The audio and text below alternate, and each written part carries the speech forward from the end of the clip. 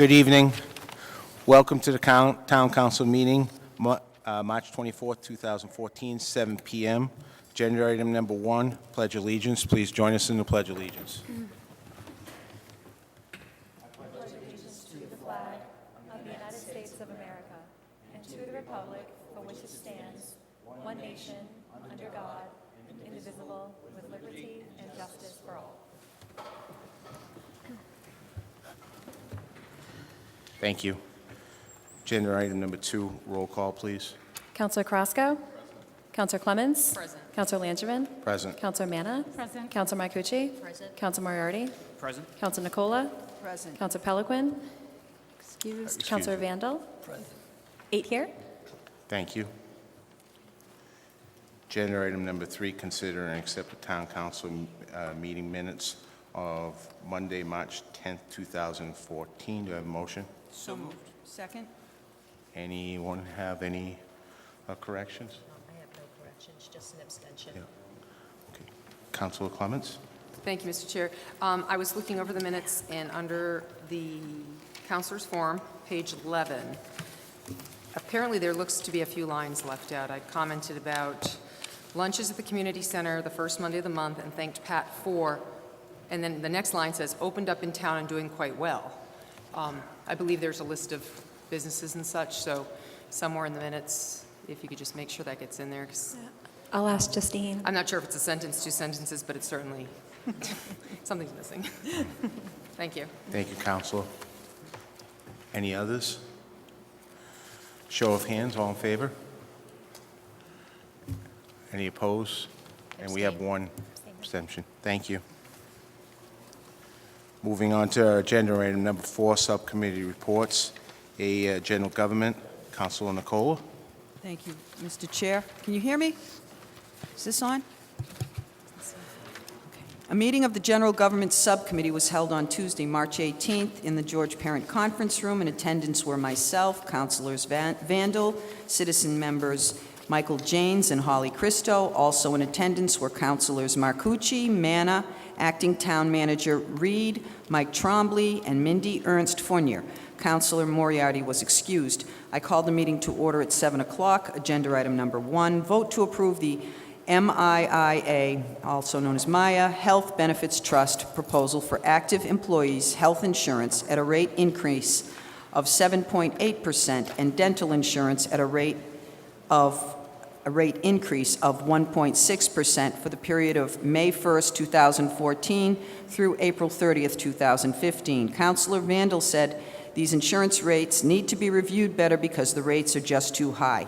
Mrs. Ernst Fournier said our loss ratio is extremely high, and this is what is driving the rates up. She said that the rates for GIC are lower on premiums, but a lot higher on copay. She's going to be looking at another insurance company, Hampshire Council of Governments, but doesn't know if we would be able to join due to our high payout ratio or if their rates would be compatible. Mrs. Ernst Fournier said that based on our loss ratio, the increase should have been 9.8%, but Maya is giving us a 2% loyalty credit for an increase of 7.8%. I asked that a shift in ratio for health care be considered. Mrs. Ernst Fournier said that for every 10% shift differential, the cost would be about $500,000. I said that due to the time constraint on this, we would vote favorably, would like for this to be reviewed and discussed at a future meeting. A motion was made by Michael Janes and seconded by Councilor Vandal with a favorable recommendation to Council to approve the Maya Health Benefits Trust proposal for active employees' health insurance at a rate of increase of 7.8% and dental insurance at a rate of 1.6% for the period of May 1st, 2014 through April 30th, 2015. Vote by a show of hands. All in favor, 4-0. Motion to adjourn was made by Councilor Vandal, seconded by Holly Christo. Meeting adjourned at 7:30. Respectfully submitted, Evelyn Rivera, recording clerk. As always, I do have another General Government Subcommittee meeting coming up on this Wednesday, March 26th. This meeting will be held downstairs in the Veterans Room at 7 o'clock. And that's all I have. Thank you. Thank you, Council. That's with snow or not, right? Yes, this will be the, I believe, fourth, maybe fifth time we rescheduled this meeting, and it's always been because of snow. Thank you, Councilor. B, DPW, Councilor Vandal. Thank you, Mr. Chairman. The meeting of the DPW Subcommittee was held on Wednesday, March 19, 2014, in the Rice Conference Room. In attendance were myself, Councilor Carrasco, Subcommittee members Mark Moran. Also in attendance were Councilor Langevin, Councilor Manna, Acting Town Manager Robert Reed, DPW Director Heather Blakely, and Thomas Cutler. Councilor Peliquin and Steve Lazo were absent. Councilor Vandal called the meeting to order at 7 p.m. Agenda item number 1. Vote to transfer $33,096.42 from FY 2013 repair costs for lighting damage. Number 600.440.5830.0.13585. The sewer maintenance operating budget, 600.440.5201.0571, and to submit to council for approval. The repairs from the lightning damage are complete, and the money is needed in the maintenance line item to cover fiscal year 2014 expenses. Ms. Blakely stated that the lightning strike of 2013 caused severe damage to the plant. The insurance covered $91,000 of the original damage, but more damage has been caused, and the budget had been depleted. A motion was made by Mark Moran and seconded by Councilor Carrasco, with a favorable recommendation to council to approve the transfer of $33,096.42 from fiscal year 2013 repair costs for lightning damage, number 600.440.5830.0.13585 to sewer maintenance operating budget number 600.440.5201.0.0571 and submit to council for approval. Vote by show of hands, all in favor, 3-0. Agenda item number 2. Vote to approve the contract between the town of Southbridge and Fall River Electrical for the total amount of $136,720 plus $5,000 contingency for the wastewater treatment plant electrical upgrade to be paid out of capital treatment plant account number 600.5830.14582 and capital reserve account number 600.5830.8590 to submit to council for ratification. Ms. Blakely said that prior to the electrical strike, other issues had been identified and need to be addressed immediately. The transformers need to be replaced, bids were received, and Fall River Electrical was the lowest bidder.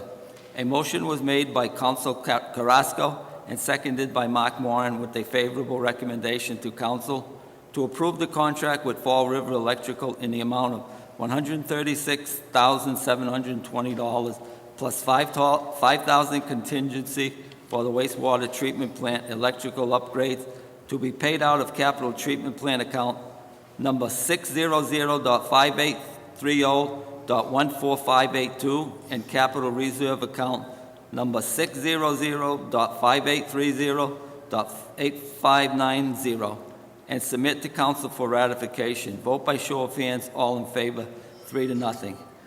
Agenda item number 3, vote to approve the purchase of a 2014 Ford Escape SC all-wheel drive for $26,670 to replace Water Department vehicle number 862003.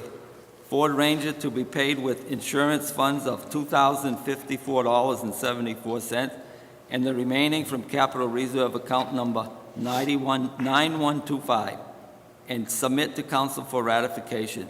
Ms. Blakely state this vehicle replaced a vehicle that was damaged in the accident. We received $2,000 from the insurance proceeds.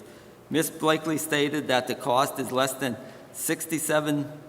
0.67% of the budget and would not cause an increase in the rates to the citizens. A motion was made by Mark Moran and seconded by Councilor Carrasco with a favorable recommendation to council to approve the purchase of a 2014 Ford Escape SE all-wheel drive for $26,670 to replace Water Department vehicle number 862003. Ford Ranger to be paid with insurance funds of $2,054.74 and the remaining from capital reserve account number 9125 and submit to council for ratification. Vote by show of hands, all in favor, 3-0. A motion to adjourn was made by Mark Moran and seconded by Councilor Carrasco. Vote by show of hands, all in favor, 3-0. Meeting adjourned at 7:30 p.m. Respectfully submitted, Evelyn Rivera, recording clerk. Thank you. That's all I have. Thank you, Councilor. C, Education and Human Services, Councilor Marcucci. Thank you, Mr. Chair. We held a meeting on Tuesday, March 18th, in the George Parent Conference Room. In attendance were myself, Councilor Manna, citizen members Leanne Pate, Martina Shea. Also in attendance were Councilor Vandal, acting town manager, Mr. Reed, and Michael Trombley.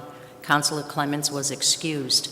Called the meeting to order at 6:35 p.m. Agenda item number 1, vote to transfer $10,000 from the Town Council Reserve Account 11325781 to Veterans Benefits Account 194557710596 to pay benefits for the month of April.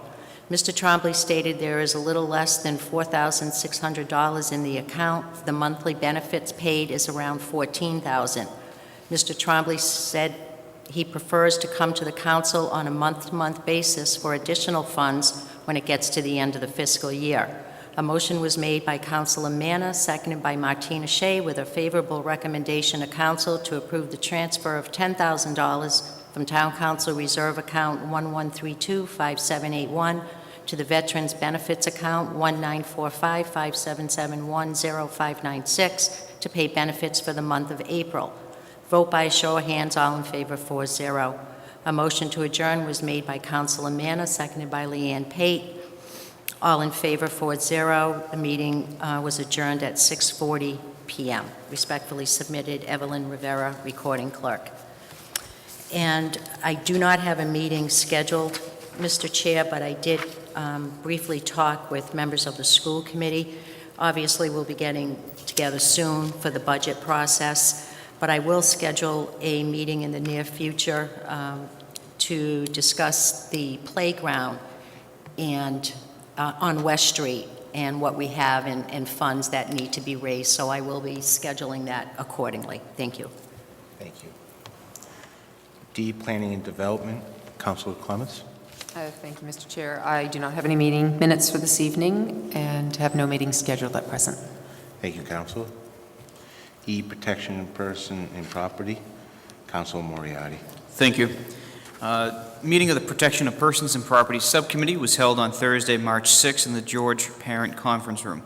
In attendance were myself, Councilors Langevin and Nicola, citizen member Jack Jovan. Also in attendance were Councilor Clements, Fire Chief DeFranzo, Deputy Chief Normandin, Karen Harnoy, Jeff Langevin, Dolores Larochelle, John Larochelle, Estelle and Roger Cowett, Derek Lamica, Mike Gagne, Matt Langevin, Jeff Harris, Jack Kalanian, Kim Deasy, and Bryce Deasy. Councilor Carrasco and Richard Nash were excused. Councilor Nicola arrived at 7:20 p.m. Chairman Moriarty called the meeting to order at 7:08 p.m. The first agenda item was to discuss a junior firefighter auxiliary program. Chief DeFranzo stated that he had reached out to a chief from another town and received some input on guidelines. Chief DeFranzo read what explorers, which are junior firefighters, can or cannot do. He said that before we have a program for explorers, we would have to develop rules and regulations, guidelines, and do's and don'ts. Councilor Langevin expressed his opinion on the merits of the program. Firefighter Jeff Langevin spoke about the benefits of having the program as well. Chief DeFranzo noted that he is not against the program, but does not have the time to be the driving force behind it. That if there was someone who would be the driving force, he would certainly support them in any way possible. Kim Deasy runs a program in Holden and would also like to see an Explore program within the Southbridge Police Department. Mrs. Deasy stated that there are many people willing to help out with that program. The council asked for a proposal to be put together so that it could be presented to all. Agenda item number 2 was an update and discussion on the status of a new fire station committee. Chief DeFranzo noted that he had explored the history of the existing fire station committee and has reached out to those members that are still around. Of those, only Steve Brady is still interested. Chief DeFranzo would like to see a new committee formed. Agenda item number 3, ambulance service presentation. Chief DeFranzo handed out copies of his presentation and discussed its contents. Mike Gagne presented the information on ambulance responses, billing, and revenues. Chief DeFranzo said that the numbers show that by adding 2 additional positions, he feels that they can significantly increase the revenues. Mrs. Harnoy said that she and Mr. Reed and Chief DeFranzo have discussed the numbers, and the town manager's budget recommendations would be to fund 1 additional firefighter. Chief DeFranzo noted that in order to bring in more revenue, he would need additional staff. Agenda item number 4, review of timeline of fire department policy implementation. Chief DeFranzo said that by the end of June, everything should be in place.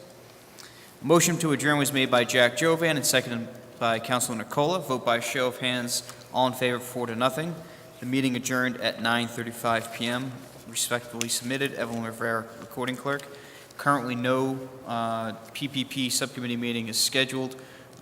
We will once the fire department has somebody to bring forward for their next open position. Thank you. Thank you, Councilor. F, Town Manager Search Committee, Councilor Marcucci. Thank you, Mr. Chair. Just to keep everyone updated, we are meeting again this Thursday in the George Parent Room at 6 p.m. It is moving forward, and it's going to actually be our first telephone conference with the company that was hired to find a town manager.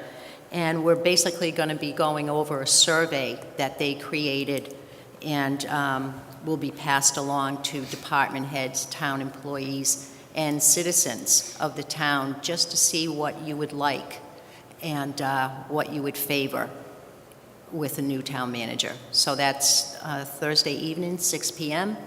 in the George Parent Room. Thank you. Thank you.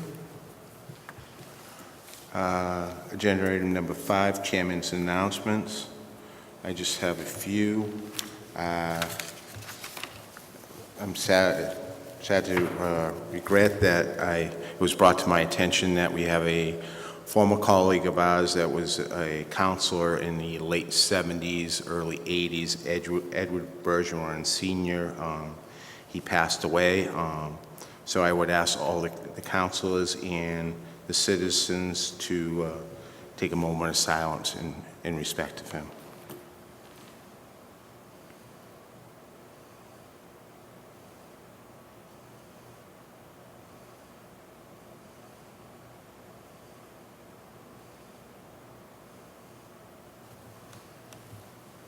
Thank you.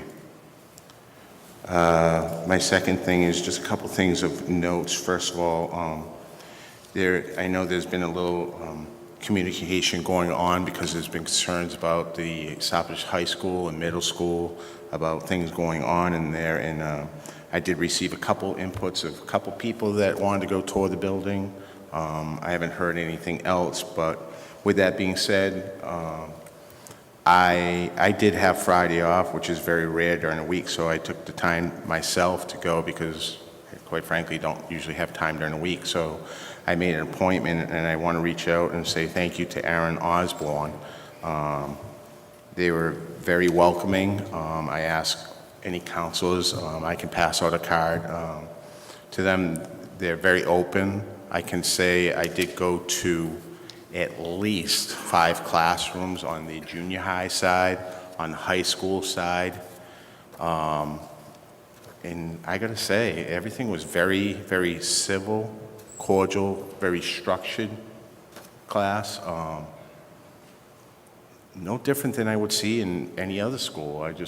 Quite frankly, I think sometimes our media and everyone else likes to blast those things, but I gotta say I was impressed, so I would ask any counselor to reach out to them whenever you have time and stuff and go and see. What I've seen is no different than I would see in any other school. So if you have time, reach out, go. Their doors are open. I was impressed. So if you do have time, reach out, set up a time, and they would be happy to show you. And I made it a point to go, like other counselors' concerns that are go when there's actually kids in the building. You know, that was one of my concerns. I was fortunate enough to be able to do that. You know, with our work schedules, I understand it gets hard, but it was a positive thing. So I want to thank them for that. The other thing, I did have a couple complaints and concerns, and I did witness it myself, and I would ask Mr. Reed to reach out to Casella, because I am seeing the barrels being thrown around again. I know sometimes it's windy, but I'm literally seeing them thrown around, the drivers. So if we could reach out to them and, you know, have them follow what we're supposed to be doing to help our community, it'd be greatly appreciated. And that's all I have for announcements this evening. I'll move on to agenda item number 6, the town manager's announcements. Mr. Reed, for the FY 2015 budget presentation message. Thank you, Mr. Chairman. 2 announcements first. One is from Charter to the council. We much appreciate the opportunity to provide cable service to the residents of your community. Look forward to working with you in the future pursuant to our license agreement as required by the Massachusetts Department of Telecommunications and Cable. They've enclosed the following: billing practices and equipment notice, sample subscriber bill, sample subscriber work order, channel lineup card, and rate information. I know that some counselors are interested in Charter and its activities lately, so we have this available in the office. And the other is notification from Casella, and this is on the website, about a household hazardous waste collection day. That will be this Saturday, March 29th, from 9 a.m. to 1 p.m. At the Casella Waste Services facility at 165 Barefoot Road. The event is open to Southbridge and Charlton residents only.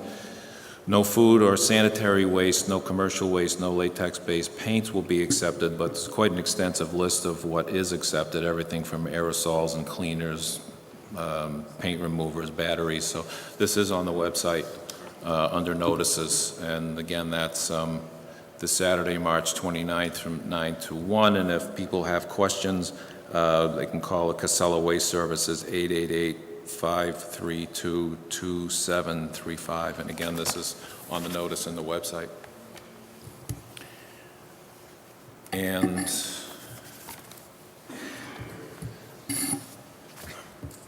the budget presentation. Okay. I'll give the floor to Ms. Harnois if you want to start. No, I think I'm all You all set. set, too? Yeah. Okay, absolutely. In keeping with the deadlines that are set by the charter, myself and the finance team have been working on putting a budget together for the council to meet those timelines. It's our privilege to present a balanced budget to the town of Southbridge for fiscal 2015 to the town council. Most of the approach and practices used in the presentation followed those of previous town manager Christopher Clark. In reviewing the presentations and budgets of the past few years, attempts were made to provide budget equity while at the same time providing for future stability and balanced budgets. One example is the town's experience in the bond marketplace to permanently finance the new middle high school projects. The Standard & Poor's top 10 management characteristics of highly rated U.S. public finance issues has been a document that has guided Mr. Clark and the finance team throughout his tenure, and it's attached to copies of the presentation that the council has. Every effort's been made to maintain the policies implemented and to follow that document, and the success of these policies has been clearly illustrated in the recent improvement to Southbridge's bond rating from A+ to AA-. As noted in Standard & Poor's ratings, the combination of a good financial management team along with strong political leadership leads to stability and confidence. The town has improved its standing with Standard & Poor's by formally adopting the various policy directives located throughout the presentation and have been in practice for the last several years. You might note that in the copy of this document or presentation, there are boxes with the different policies, starting with free cash policy on page 3. These are just for informational purposes and not for any work or adoption tonight. The council has already adopted these. The FY 2015 budget builds on concepts highlighted over the last several years, maintaining the services the community currently enjoys, and takes advantage of opportunities presented with the landfill royalty account to meet significant challenges facing the town in retirement and other post-employment benefits, or OPEB.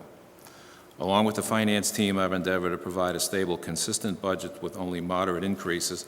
The FY 2015 budget calls for a comparatively modest tax increase of 4.52% for total town operating expenses.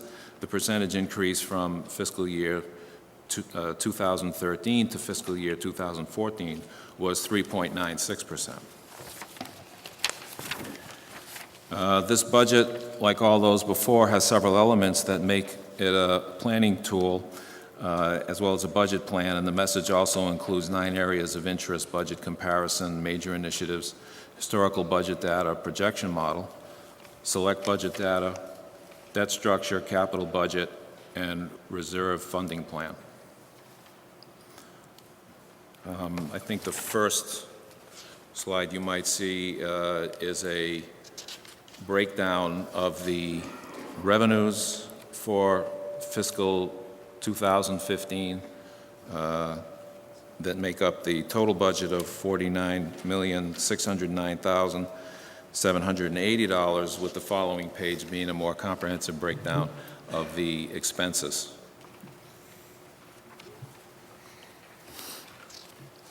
And the following document is a budget comparison between fiscal 2015 and 2014. This document is designed to provide an overview of the fiscal 2015 general fund budget. The total general fund revenue for 2015 is $49,609,780, and the total anticipated expenditures are the same, allowing at present for a balanced budget. This 2015 budget is based on the governor's 2015 local aid proposal, which increases revenues by $563,760, or 2.58%. This is down from a 4.80% increase the town realized in fiscal year 2014. And when 2015 revenue is adjusted for the increase in charges, particularly school choice, the net increase is only $286,528. By comparison, the net increase in local aid for fiscal year 2014 over 2013 was $986,060. Certainly, with this level of decline in local aid, more pressure is put on other revenue sources, particularly the tax levy, if the town is to maintain its goals of equity and maintenance of services. Therefore, it's recommended that to support the operating budget, the tax levy be increased $794,961, which includes $150,000 in new growth. The percentage increase is 4.52% compared to 3.96% increase for the present fiscal year. On free cash is decreased from last year's $2,037,997, but we are not utilizing the full amount of certified free cash because some has already been spent and some is being held in reserve to help balance the budget. The budget plan only calls for using $900,000, with our long-term goal to reduce this utilization. Our target of $900,000 will remain, but our utilization will be reduced over time to gain further flexibility. We also plan to use $50,000 from overlay surplus to support the budget. No anticipated use of stabilization funds is contemplated. For local receipts, They remained fairly flat as motor vehicle receipts edged up along with other items, but are offset by reductions in the Medicare reimbursement and ambulance receipts. The landfill royalty account will be discussed in a separate section. The town is moving forward with the sale of 3 properties, 80 Marcy Street, 115 Marcy Street, and 70 Foster Street, and it's hoped that the sale of 70 Foster and 115 Marcy will occur in a short period of time. These actual and anticipated revenues will be placed in a sale of land account to be used for capital, debt services, or land purposes. On the expense side, the growth in cherry sheet or state aid offsets is due to school choice receiving tuition coming to the town, which is $31,098. These funds go directly to the school department and therefore are offset against cherry sheet receipts listed above. That refers back to the earlier table that you have on the expense side. State and county charges have increased significantly due to the school choice assessment. Our assessment to Bay Path is dropping as Southbridge student enrollment drops. While the debt exclusion on Bay Path project will grow, this expense will be directly offset by the debt exclusion vote. Total town operating costs increased by $652,184, or 3.12%, compared to $670,385, or 3.32%, for fiscal year 2014. Town or departmental operating costs increased $406,233, or 3.42%, and the retirement assessment increased $165,439, or 6.26%. Group health and life insurance increased $72,200, or 2.53%, and general insurance decreased $17,140, or minus 2.38%, and debt remained fairly consistent. The school department budget has not been submitted to date, and a guideline of $497,617, or a 2% increase, has been forwarded to this department. I believe the school department budget must be viewed considering the total cost of that department, which would include school choice and unemployment costs, which is certainly quite real cost to the town. With 2% increase to school department budget, the town will be well over its net school spending requirement by amount in excess of $800,000.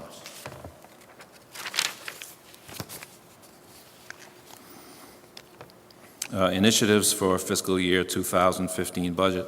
The legacy account, landfill royalty, pension, and OPEB, we're now at a maximum level of 405,000 tons per year at the landfill royalty account, and have a total estimated revenue of approximately $2.5 million per year.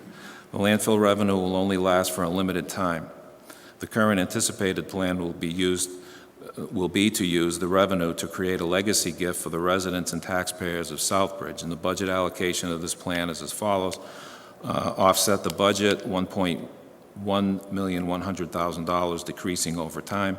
Legacy funding, $750,000 used to pre-fund our retirement allocation. Legacy funding of $250,000 used to fund other post-employment benefits, plus decreasing offsetting operating budget amounts, and the capital account of $275,000 plus to fund ongoing capital needs. And this is in keeping, as I mentioned earlier, with the budget plan that Mr. Clark had. Upon full funding of the retirement obligation, funds will be moved to help fully fund the OPEB obligation, and this should significantly benefit future taxpayers.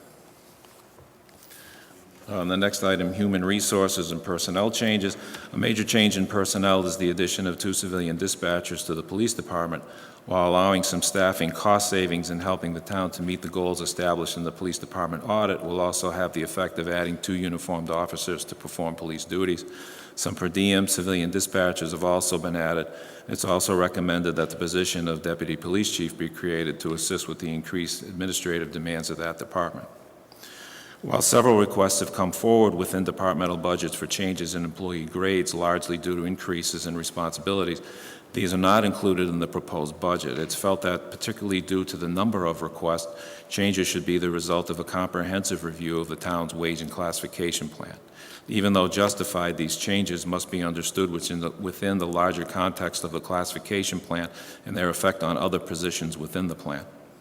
One additional position recommended is a part-time planner in the Planning and Economic Development Office to primarily assist with the administration of the Community Development Block Grant, or CDBG program, and this position would be wholly funded through the CDBG grant. And it was mentioned earlier with the minutes, there is a recommendation also for one position in the fire department. In economic development, the Economic Development Office works to counsel new businesses interested in Southbridge and adopted a permitting checklist to expedite the permitting process, all making the town more business-friendly. It's also working closely with Quinsigamond Community College on its expansion plans. The purchase and sale agreement for 80 Marcy Street has been structured.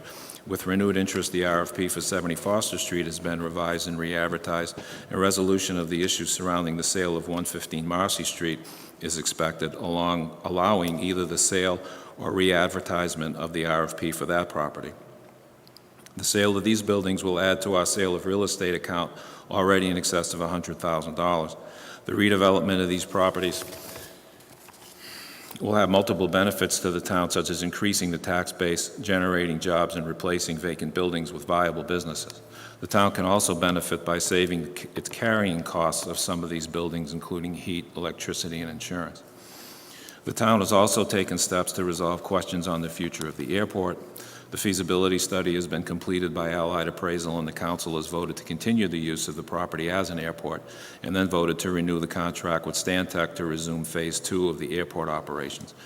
The airport's a unique asset, and the town could enhance the value of the nearby industrial parkland.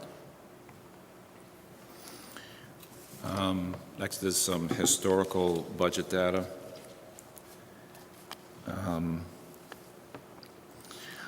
We've once again included historical budget data document to be reviewed. I believe it's important to understand where you've been in order to see where you're going. Items of significance such as cherry sheet receipts, meals tax, school choice assessments, group health and life, unemployment compensation and workers' compensation, injured on duty and property and liability insurance will be covered in the selected data section, including both historical, current, and future projections. For the last several years have been exceptionally challenging, from the significant recession of 2008 to 2011 and the current slow recovery.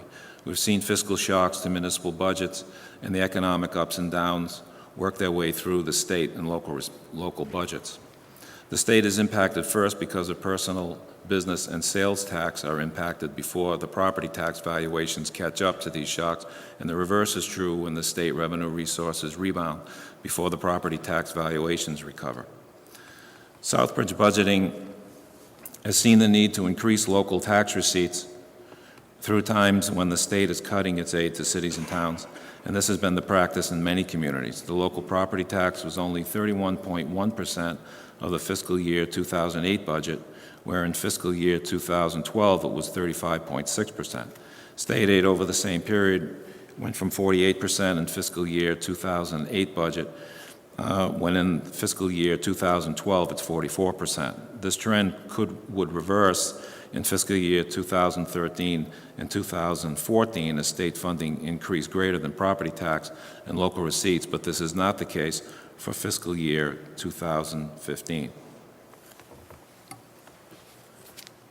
I think the next slide and inclusion that you have is the projection model. The projection model is an interesting and worthwhile planning document that can help provide a context for budget discussions and decisions.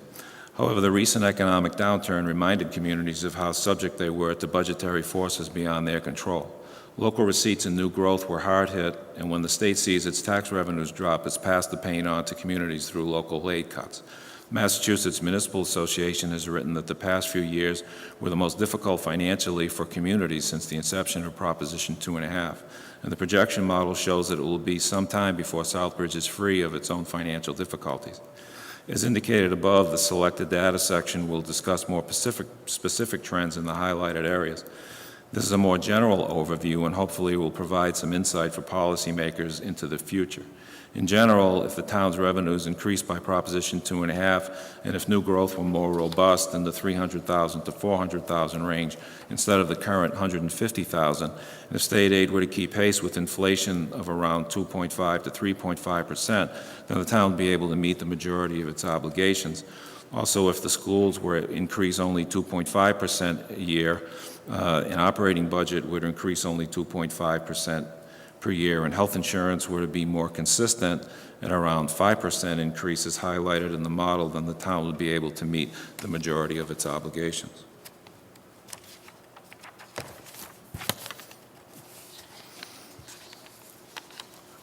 Alternative revenue sources must be explored and cost containment measures taken to balance the budget. The model shows that without the above, we'll run into modest deficits for this foreseeable future.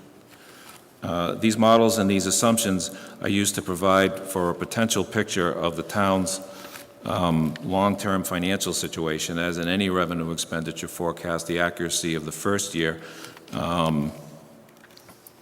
is very high and the accuracy of the out years is lower, as you cannot predict or guarantee future developments.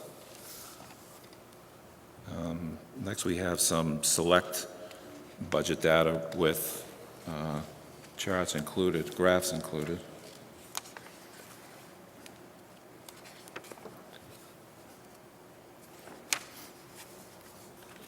First is cherry sheet receipts. The graphic predicts a gradual increase in state aid revenues. This is a particularly difficult item to predict as communities are still recovering from the economic downturns of 2008 to 2011 and the impact on state revenues. Local aid is still not back to 2009 levels and is being dramatically reduced during fiscal 2010 and 2011. The governor's budget adds nothing to unrestricted general government aid, which is largely funded by the lottery, and it must be remembered that net state aid is greatly impacted by local aid assessments such as school choice, which substantially reduced net state aid for fiscal year 2015. A local aid resolution is being debated in the general court, which could bring additional funding to Southbridge, particularly in the unrestricted general government aid item, and these funds might be available to be applied to the fiscal 2015 budget. Next is the graph showing the meals tax receipts. The town approved the meals tax back in fiscal year 2010, and it's been an important component in stabilizing and diversifying the town's revenue. In fiscal year 2010, it generated over $60,000 for a partial year, with the 2011 number climbing above $90,000. In fiscal 2012, receipts were $114,774, and in fiscal 2013, $108,772. Fiscal 2014 receipts are estimated at approximately $115,000. We believe that in the future, this revenue source will grow slightly, but would increase more significantly if the town grows more rapidly overall. The meals tax has been probably the most significant new source of revenue made available to communities in several years, and an important supplement to the property tax and a diversified tax base. The next graphic is school choice.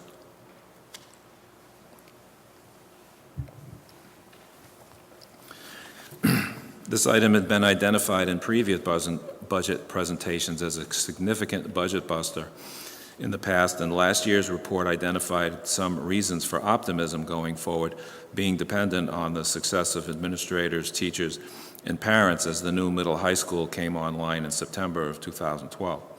Rather than optimism, there's renewed concern at the sudden growth of this budget item. School choice was about $450,000, and this is sending tuition, in fiscal year 2008, and grew to just shy of $1,050,000 in fiscal year 2012.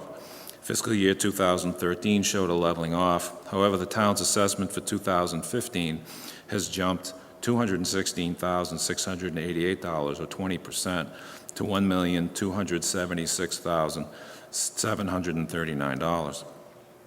This additional charge is a major reason for the net decrease in state aid, and Southbridge's differential between sending and receiving costs is one of the greatest in the state. It remains an item of great concern, and the volatility makes budget forecasting, specifically state aid, difficult. On the next item, group health and life insurance. Health insurance is difficult to budget as rates are based upon experience, and when experience has been good, then increases are modest, such as what happened in fiscal year 2008 to fiscal year 2010. In years in which experience has been poor, rates have climbed higher. Outside federal government impacts and healthcare inflation also add to the mix. Southbridge has experienced particularly high loss ratio, which would have put its premium increase over 9%. However, with credits provided by the Mass Interlocal Insurance Association, or MIA, this increase overall is 7.8%. The present tiered plan offered through MIA is a very aggressive plan which provides incentives and disincentives to encourage employees to use cost-effective providers through its deductibles and copays, driving better management of health care. However, there's little a town can do about individual severe losses. And being a 50-50 community does benefit the town's insurance budget, but at the same time, it's been recognized that this can create stress on the budgets of employees. I'm sure that if plan design changes cannot moderate costs, the town will seek to find an alternative for MIA, and the town treasurer has already begun this process, as was noted in the minutes earlier. On unemployment compensation, this is another item that has been placed in the budget buster category, and while projections show little relief, it's very difficult to predict this item without additional information. Unemployment costs skyrocketed from $70,000 in 2008 to over $250,000 in fiscal year 2012, and moderated to $159,804 in fiscal year 2013. However, they're expected to be in excess of $350,000 in fiscal 2014, with approximately $320,000 of this attributable to the school department. The town has only limited dollars to meet this need, and without consistent information, it's extremely difficult to budget this item. Administration will endeavor to work with the superintendent's office and the school business manager to try to bring this item under better control, if possible. Workers' compensation, injured on duty and property and liability insurance. The town's history with this item shows its volatility, which, like health insurance, is based on losses.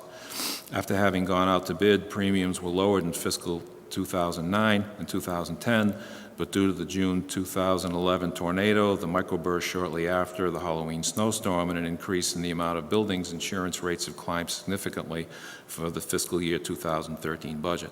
The tornado alone had seen an insurance claim of over $1 million to our municipal airport.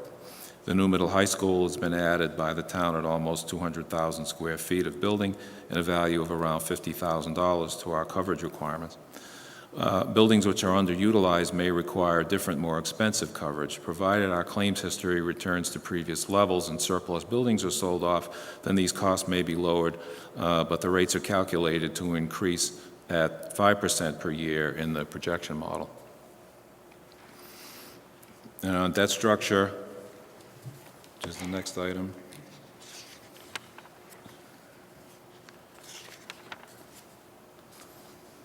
The goal of a debt plan would be to maintain and sustain a consistent level of debt. The charts under this section show both actual debt and proposed figures. In this budget presentation, you'll see three graphs that show, first of all, the net general fund debt without funding for proposed capital plan and funding for the middle high school. And the blue line shows the debt cap per an agreement with the state, which does not leave much room for additional debt over the next several years. The town has worked closely with its financial advisor to design its debt. The original plan of the town anticipated using property sales to fund general fund debt. However, due to the weak real estate market, will not count on these resources being readily available.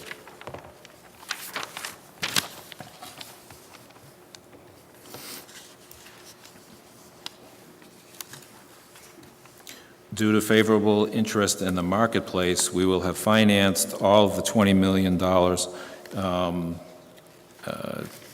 of the new school project within the debt limit without having to need to sell property to fund it. we will consider a borrowing plan for this fiscal year of approximately $150,000 to achieve the funds needed for capital items.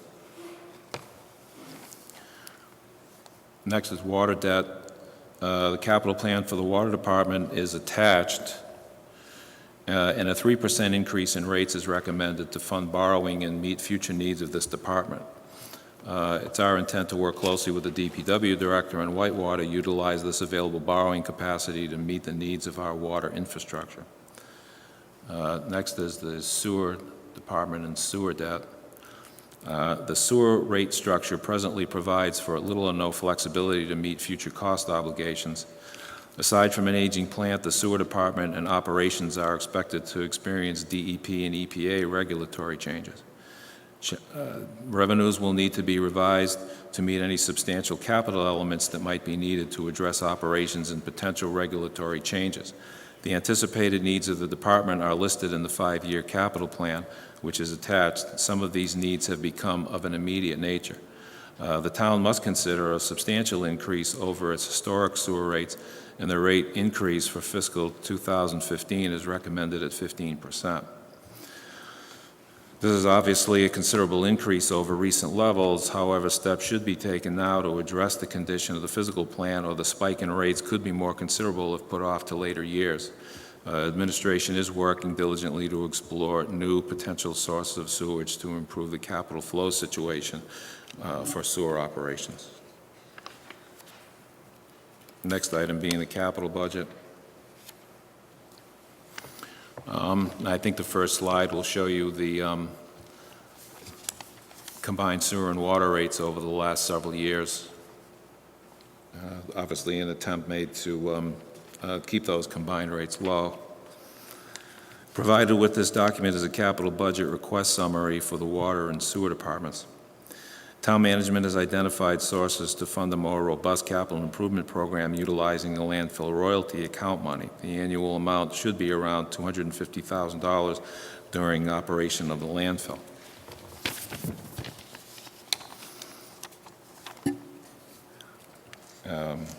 Then next you have the sheets showing the capital items.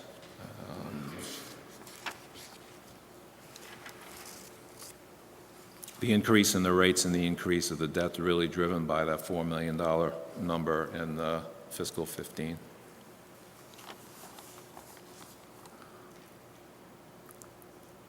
Next is reserve fund balances.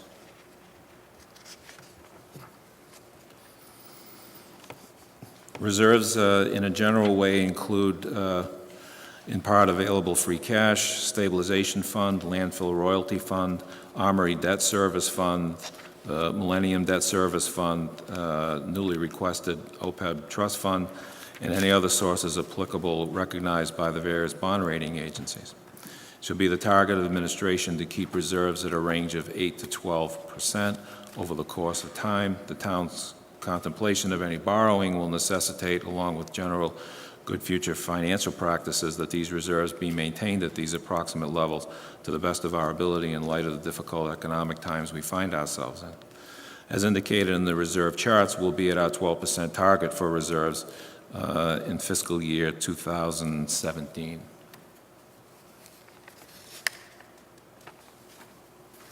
The town will have the ability to draw funds from the landfill royalty account, and administration suggests funding the following 3 areas: pay down debt to utilize funds for capital, to plan to fund retirement and OPEB obligations, and 3, to put money into a stabilization fund for the purpose of building reserves.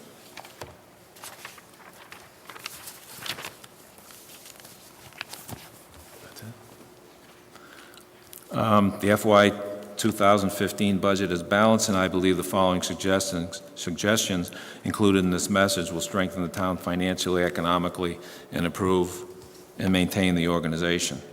I certainly want to express my appreciation to the financial management team, Melinda Ernst-Fournier, Will Canoyer, and particularly Karen Harnoy, for their assistance in the development of these materials for the town. I want to thank the staff in the town manager's office, Yvonne, Kim, and Cheryl, for their work, along with sincere appreciation to all department heads in providing this additional information for the community to consider. And most importantly, I wish to thank the town council and the residents of the community for the support I've been given to this point, and look forward to continued working with both groups to finalize the fiscal year 2015 budget, and for the organization to continue to provide a high level of service to the community at large. Thank you. Thank you, Mr. Reed. Oops, excuse me. Now, with hearing all that, obviously we know the next month is roll up our sleeves. I ask all chairs of each subcommittees, and I ask all councils to try to be present as we go through this budget process. As we always say, most of our work is done in subcommittees. So I do appreciate Mr. Reed, you and the financial team for putting all this hard work into it. Now it's up to us as councilors to take this and schedule our meetings with Yvonne in the office so we can move forward and go through the budget line item by line item and see which direction we're going to go in. Is there any questions, brief questions or anything? I see none. Councilor comments? Thanks. In regard to the fire department, I just wanted to make sure that I understood. I was at that meeting. We talked about two positions, but we talked about that one was in the budget that was unfilled but funded, and then one that they were requesting to have an additional, which would be two. I just want to be clear, are we still on board with that your recommendation is to fill the one that officially wasn't hired, not necessarily two? Is that the position Yes, that the finance is taking? the one that you might say is in the budget. It's technically in the budget, but obviously the expenses have not been incurred for such a position Right. because they're not there. Right. Okay, I just wanted to be clear because it seemed like perhaps there was the addition to that, so I just. Well, I wanted to mention it, and that was also the recommendation at the subcommittee meeting, but I think that's why it's not in here, because it's not really, I didn't consider it really adding a position. Right, it just sounds like we're in addition, and I wanted to be clear from the subcommittee meeting, it's funded but hasn't been filled it's been vacant for a while, and they're Correct. working on funding it. Okay, thank you. Councilor Nicola. Chair, I do have a question through you, if I could, to Mrs. Harnoy. I noticed when Mr. Reed was reading through reserve fund balances, he mentions the Armory Debt Service Fund. How much more is owed on that? Do we know?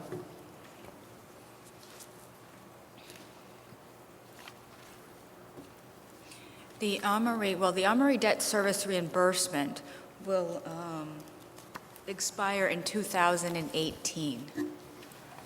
And then after that, the remaining years, which I'm not sure how much time there is remaining, will just be the town's obligation at that point. Okay. Thank you. That's what I wanted to know. Thanks. You're welcome. Anyone else? Again, thank you, Ms. Harnois. Thank you, Mr. Reed. Moving on to agenda item number 7, swearing in and presentations. This evening, we have the Southbridge Emergency Notification System by Fire Chief Mark DeFranzo and Deputy Emergency Management Director Roland Larshall. Good evening, gentlemen. Good evening. Thank you for having us. Tonight, we're going to officially kick off the Southbridge Emergency Alert System that the town was able to acquire through a grant that we got from Emergency Management. Roland Larshall's done an extensive amount of work in learning how the software functions and performs. There's a lot to this program that we have.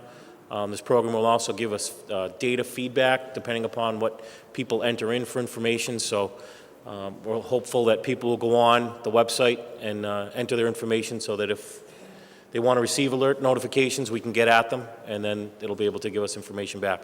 So tonight, Roland Larshall is going to give you a brief presentation on how the system works and how to access the portal so that people can sign up and be part of our emergency alert system. So with that, I'll turn it over to Roland Larshall.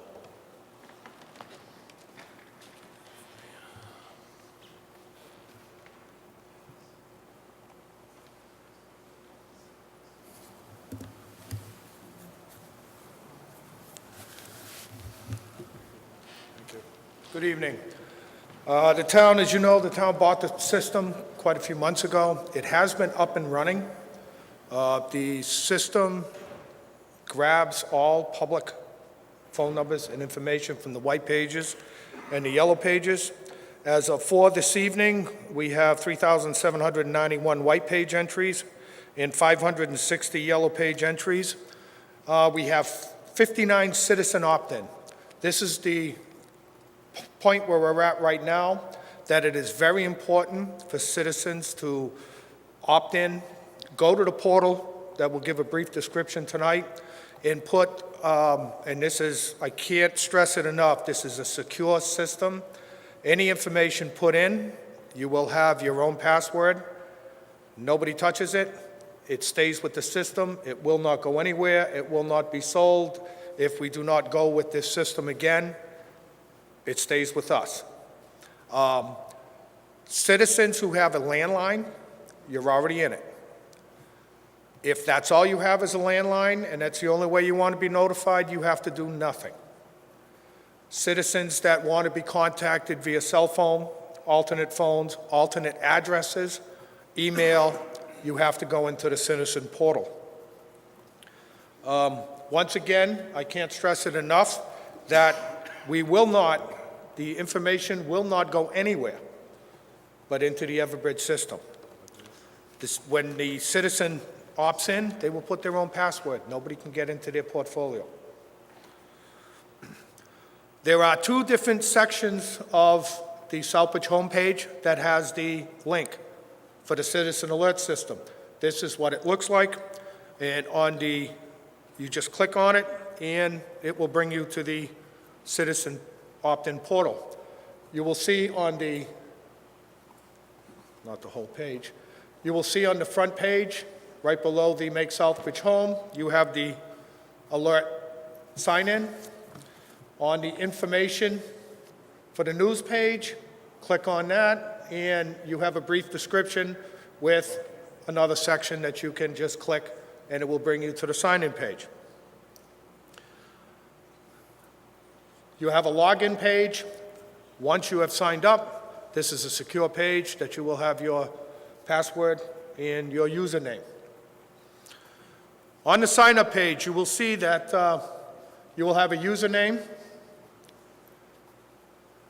You will be required to put in your first name, your last name, a password, and confirm the password like any other website that you sign up on. You will be asked once again to confirm the password, and there is a whole list of security questions that you can choose which security question in a drop-down box. You will type in your answer, and you will put in an email, registration email. This email is very important because if you do forget your password or your username, you can click on Forgot Password, and they will assign you a new password and email it to you. Once you've done that, click on Create Account, the blue box at the bottom. This opens up your profile. Again, first name, last name, and I would suggest, it's not required, but I would suggest putting a middle initial. Like myself, my father and I have both the first and last names the same, middle initials different, and sometimes this can confuse the system. Again, registration email. Now in the profile, how do I want to be contacted? You are required to have a primary phone. That is the only thing you're required. Once again, those that have a landline and that's the only thing you have, you don't even have to go to this portal. But you have the option of a primary email, primary phone, secondary phone, text message where you would enter your cell phone, alternate email, and alternate phones. Again, you'll save and continue. Then you will add the locations that you wish to be alerted for.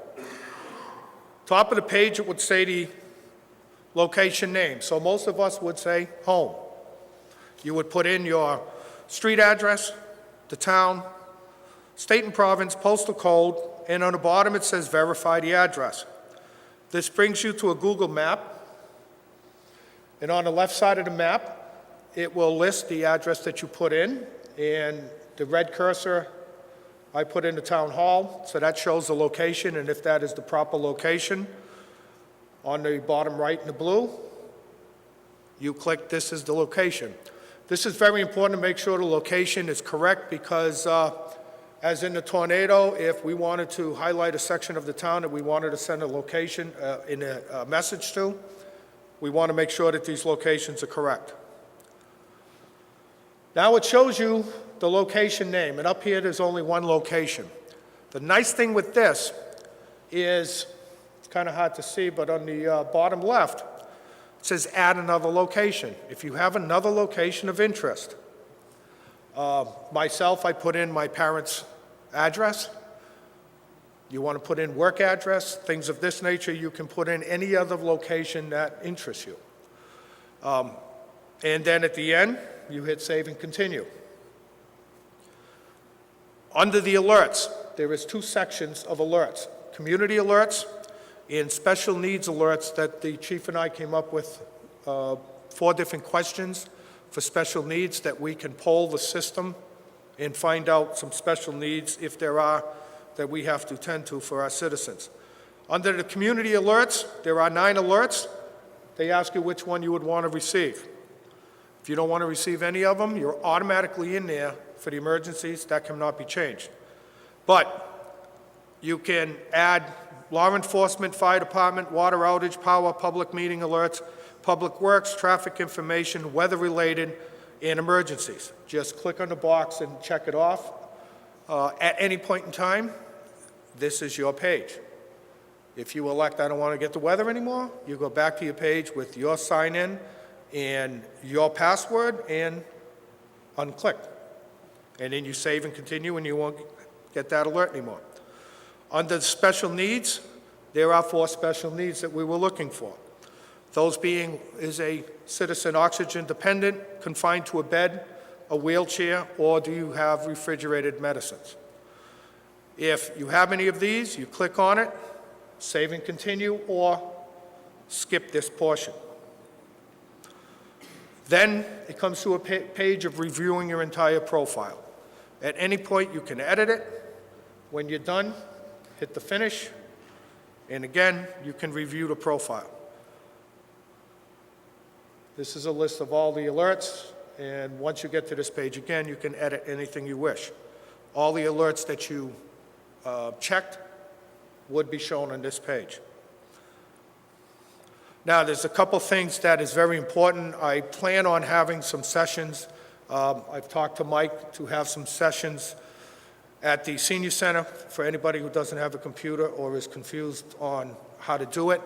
I'm going to be working with some of the public groups.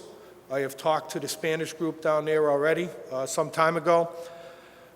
The chief and I, when we looked at many companies, they have a translating systems. We did not like them. They did not translate word for word, and that would be a problem. So one nice feature of this is that if a relative is non-speaking, somebody younger, daughter, son, whatever, could put that relative as a location, secondary location. So that way, if a message went out, you'd get that message even though it's at your grandmother's location, and you could help translate. The other thing that is happening that we found out, businesses are in there, in the yellow pages. Doesn't do any good if we send a message out on a long holiday weekend because the business is closed. So therefore, it's very important for those people in charge of businesses to go onto the portal and put that business location in their personal profile if they wish to get messages. The other thing that we found out, the hospital, for example, if we picked an area that encompassed the hospital or medical arts, there are no numbers assigned because everything to do with HPS is out of 29 Pine Street where the main frame is for the phone numbers. So that becomes a little issue. That's where people have to sign up on the portal, and then once they sign up with that 100 South Street address, then a number will be associated with that building, if you will, when we go on Google Earth and highlight it. So that's basically where we are in a nutshell. Is there any questions or concerns? Councilman Moriarty?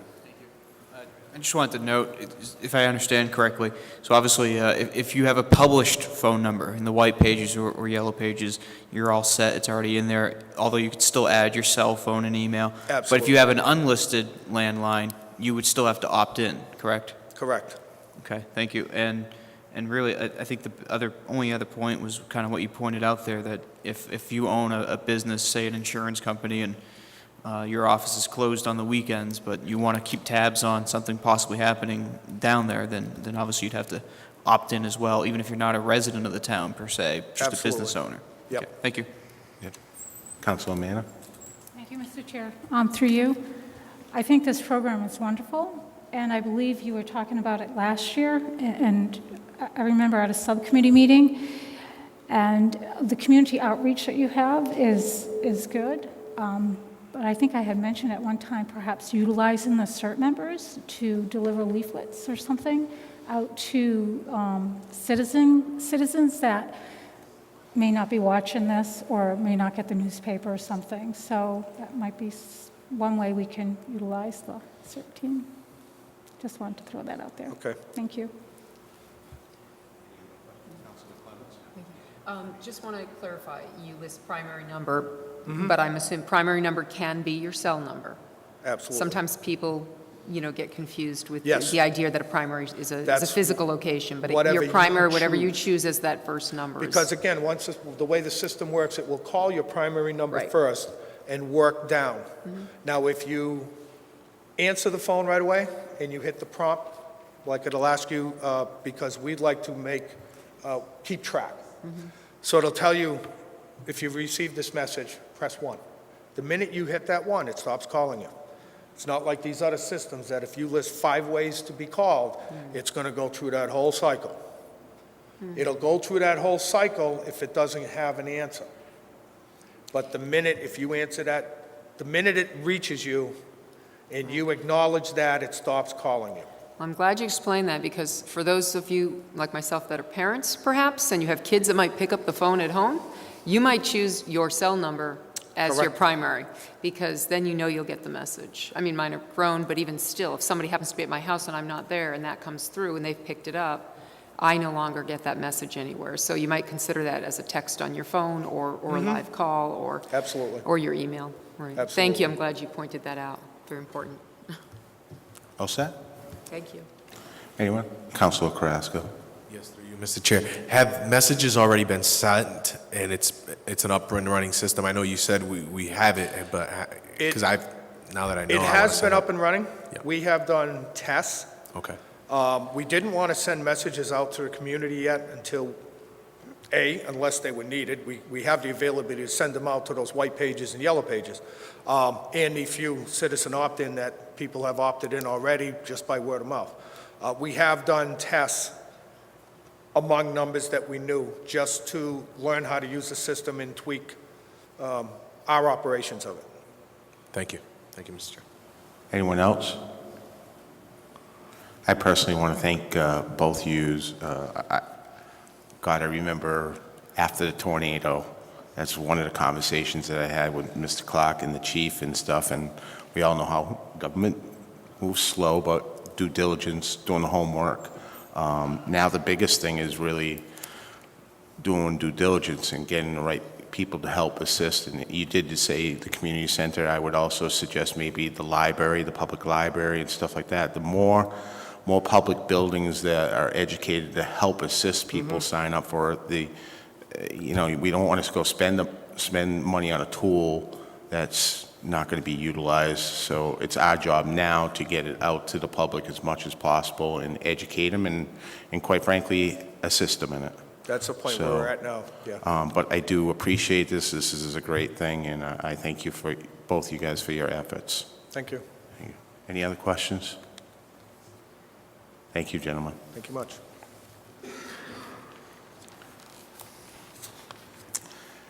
Okay. Agenda item number 8, Citizens Forum. Are there any citizens that would like to come and speak before the council that's not on the agenda tonight? Just please state your name and address for the record.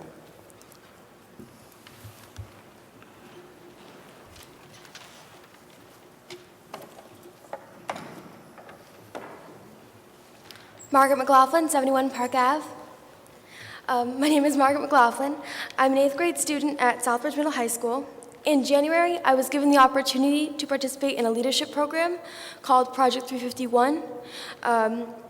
The program is meant to show students how building a stronger community and service go hand in hand. With that program, I gained so many different skills and so many different things that I really like to bring back to Southbridge. Project 351 has a spring greening event that is statewide for all 351 towns and cities in Massachusetts. It is a partnership between Project 351 and the organization Cradles to Crayons that teaches leadership skills while giving back to the community. Starting March 31st through April 11th, I will be holding a clothing drive at Southbridge schools to collect new and gently used clothing items for Cradles to Crayons. They will accept clothing, kids sizes 0 to 20, and adult sizes small and medium, shoes, boots, sneakers and sandals, winter and rain jackets, along with new socks and underwear. All donated clothing must be appropriate for middle school students and younger. College clothing is encouraged to inspire kids to dream big. On April 5th, I plan to hold a community collection day with the Southbridge Elementary PTA at the old high school on Cole Ave. Details to this event, however, are still being finalized. I plan to come in contact with the Southbridge News once all has been decided. Thank you for the opportunity to speak tonight, and I hope that you will join me and my fellow ambassadors to recycle for good for people that are in need. Thank you, Ms. McLaughlin. The only thing I would add to that, again, this is one source of getting your message out, and obviously you said media and stuff. Maybe that's something that you can also reach out to our cable access, again, to help enhance. So I would reach out to Mr. Montigny, and maybe he can help you out with that situation to get the message out. But thank you very much. That's exciting. Thank you. Is there anyone else that would like to come speak before the council this evening?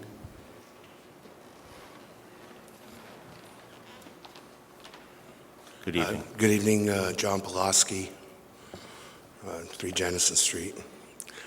One thing I just heard, there's a general government subcommittee meeting, correct, this coming Wednesday? Yes. And there's going to be a presentation from the landfill operator about what's coming up. Is that, I'd respectfully request that that be put on cable access. That's probably going to be a very important meeting, and I think a lot of people in town would like to see that. I know that may involve, of extra volunteerism. I'd get behind the camera, but I've never operated one because I'll be at the meeting if they just need a volunteer. But I'd respectfully request that somehow the town be directed, the cable access to film that, so people in town will know what's coming. And another reason I'm up here, I'm not a spokesperson in any way for the effort to return to our time-honored town meeting selectman form of government. I'm just one person out of, at this time, hundreds that signed the petition, and I did help collect signatures a few times. And I felt bad last week, not last week, but the last meeting. Councilor Moriarty didn't seem offended. He just shared his opinion. And but you, Chairman Langevin, I felt badly that you seemed offended by what someone had said, that the council form of government is broken. And I'm kind of looking forward to this upcoming election because I have a sense there's been some rough stuff, in the people being criticized for personal reasons, and I think the town is so sick of that I think we're going to have a nice, clean election here, and I'm really hoping that we have a chance for people on both sides, and there's a third side talking about a mayor form of government, which a lot of people don't know. I don't think anyone alive today was around when we had a mayoral form of government. It didn't work out, but things are different today. To say that our current system is broken, someone says that, it's not, they're not offending.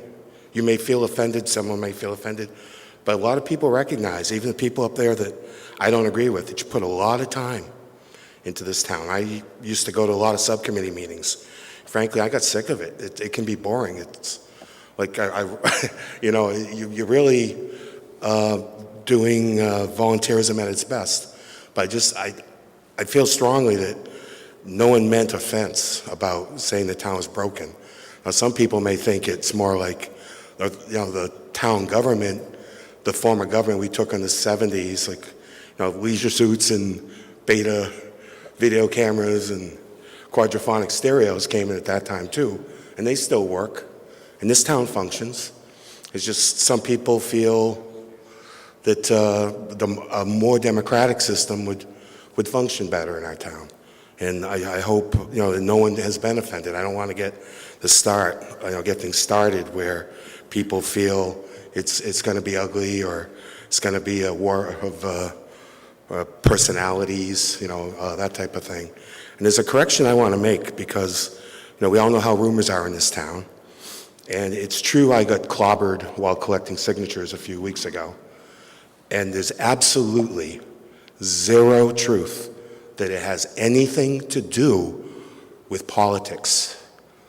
There's some people, a lot of people actually, to me when I go out and walk, I'm around 2 hours and 5 days and 4 people come up to me, and it's not true that the assault. I'd like to thank the Southbridge police for showing up quickly and doing their best to resolve what happened, but it had absolutely nothing to do with politics. It was just coincidental that's what I was doing when someone expressed their dislike for me, and I wanted that to be clear because rumor mill in this town, like they say, truth can go around the world before a rumor can go around the world before the truth gets its shoes on. And there's nothing related to politics in that incident at all. So thank you all for your service. I think this meeting is important. I don't even know what time it is. Was it when? Maybe the general government subcommittee chair knows, but maybe it was already said. I wasn't here when you gave your report and often give the next meeting, but this is an important meeting, I believe. I listened to the... All subcommittee meetings are held at 7 o'clock. At 7, yeah. Okay. The town manager, the interim town manager's report today, was talking about those monies coming in. I'm curious if perhaps some more will come in. This wasn't the time to ask today. Maybe that might be a time for someone to ask if there's any questions and answers. But they're up there, whether some people like it or not, and we can make the best of it, and we can try to preserve the health and people in town as much as possible. I am concerned. I was at the Board of Health meeting, this recent one, last week, and they're discussing using coal ash, which is a carcinogen, as a cover up at the landfill. And looked at the people are straight. One of the members of the Board of Health showed me analysis, and there are some problematic numbers. So when we allow cadmium, barium,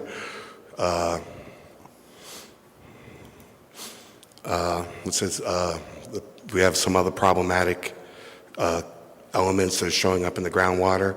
If we allow coal ash daily cover to go in there that happens to have these elements at levels higher than what's allowed in the water, I know people say there's that plastic liner, but it's only warranted for 5 years or so.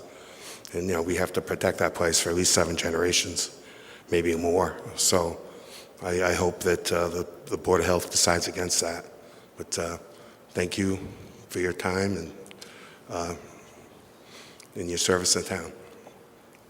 Thank you, Mr. Filowski, for your opinions, and when I stated my opinions, that's just strictly my opinions. It's no malice. That's my beliefs, and other people have their beliefs. But I will say for the record, and I'm not hiding anything, and I stand by saying this, we have nothing to hide, but if the public really is interested in that meeting, come at that meeting, because we are not going to be televising it on cable access. We usually, as a rule, don't televise any subcommittees, but all our meetings are open to the public. So if they would like to attend, if it's really important to them, come on down and listen to what everyone has to say. But I do appreciate your comments. Thank you.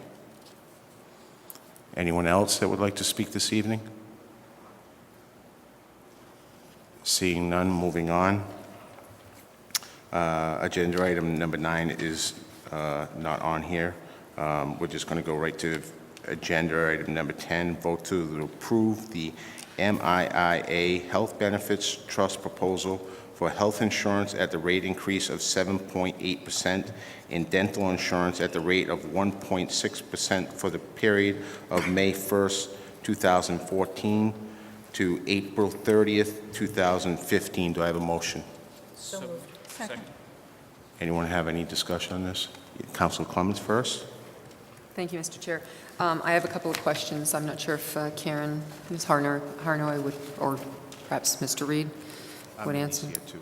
Pardon me, what? Mindy is also. Oh, okay, sorry. Sorry about that, Mindy. So everybody's here, that's great. I was curious about a couple of things in terms, because I wasn't able to make that subcommittee meeting, and I'm not sure if you even discussed it, in listening to the message and information that we had. In terms of how many plans do we actually offer our active staff, our active employees? Is there more than one plan, first off? Yes. And We offer 2 plans, an HMO plan and a PPO plan, which covers anybody with students out of the area, outside of New England, and also younger retirees out of Massachusetts or New England. Right, PPO plan generally allows you more freedom with your physicians and such, your specialists. Okay, great. Do they have deductibles? Most insurance, or many insurance plans, I won't say most, many insurance plans that I'm familiar with have a deductible, $500, $1,000, $2,000, something that you have to make after paying a certain percentage. Do we have? We do not have any deductibles. We do have co-pays on office visits. We also have co-pays on high-tech imaging, hospital stays, outpatient procedures, any kind of procedure where you need anesthesia. Okay. There's co-pays on those. Okay, have we considered looking into other, or does Maya offer other plans that could be allowed that would have, there are families out there, I've spoken with certain people, who have made comment that, geez, they wouldn't mind a deductible because they don't use this, they're young people generally don't have the same needs as perhaps older people might have in terms of testing and various things. So sometimes a copay for them, a deductible for them might be better to keep their rates down. And obviously, if they have to pay that deductible or the initial deductible, they have the, eventually they get up to that point where they're covered anyway. So, have we looked into, or higher office copays? I know some plans are 10, but personally, people are at 25 and 30. Again, people who don't go to the doctors very often might benefit with the lower overall rate, but with a higher copay at the doctors. That might be something. So I'm just curious if we have that opportunity to ask for those types of plans or not. We actually have. We looked at 2 different alternatives with Maya, also the GIC.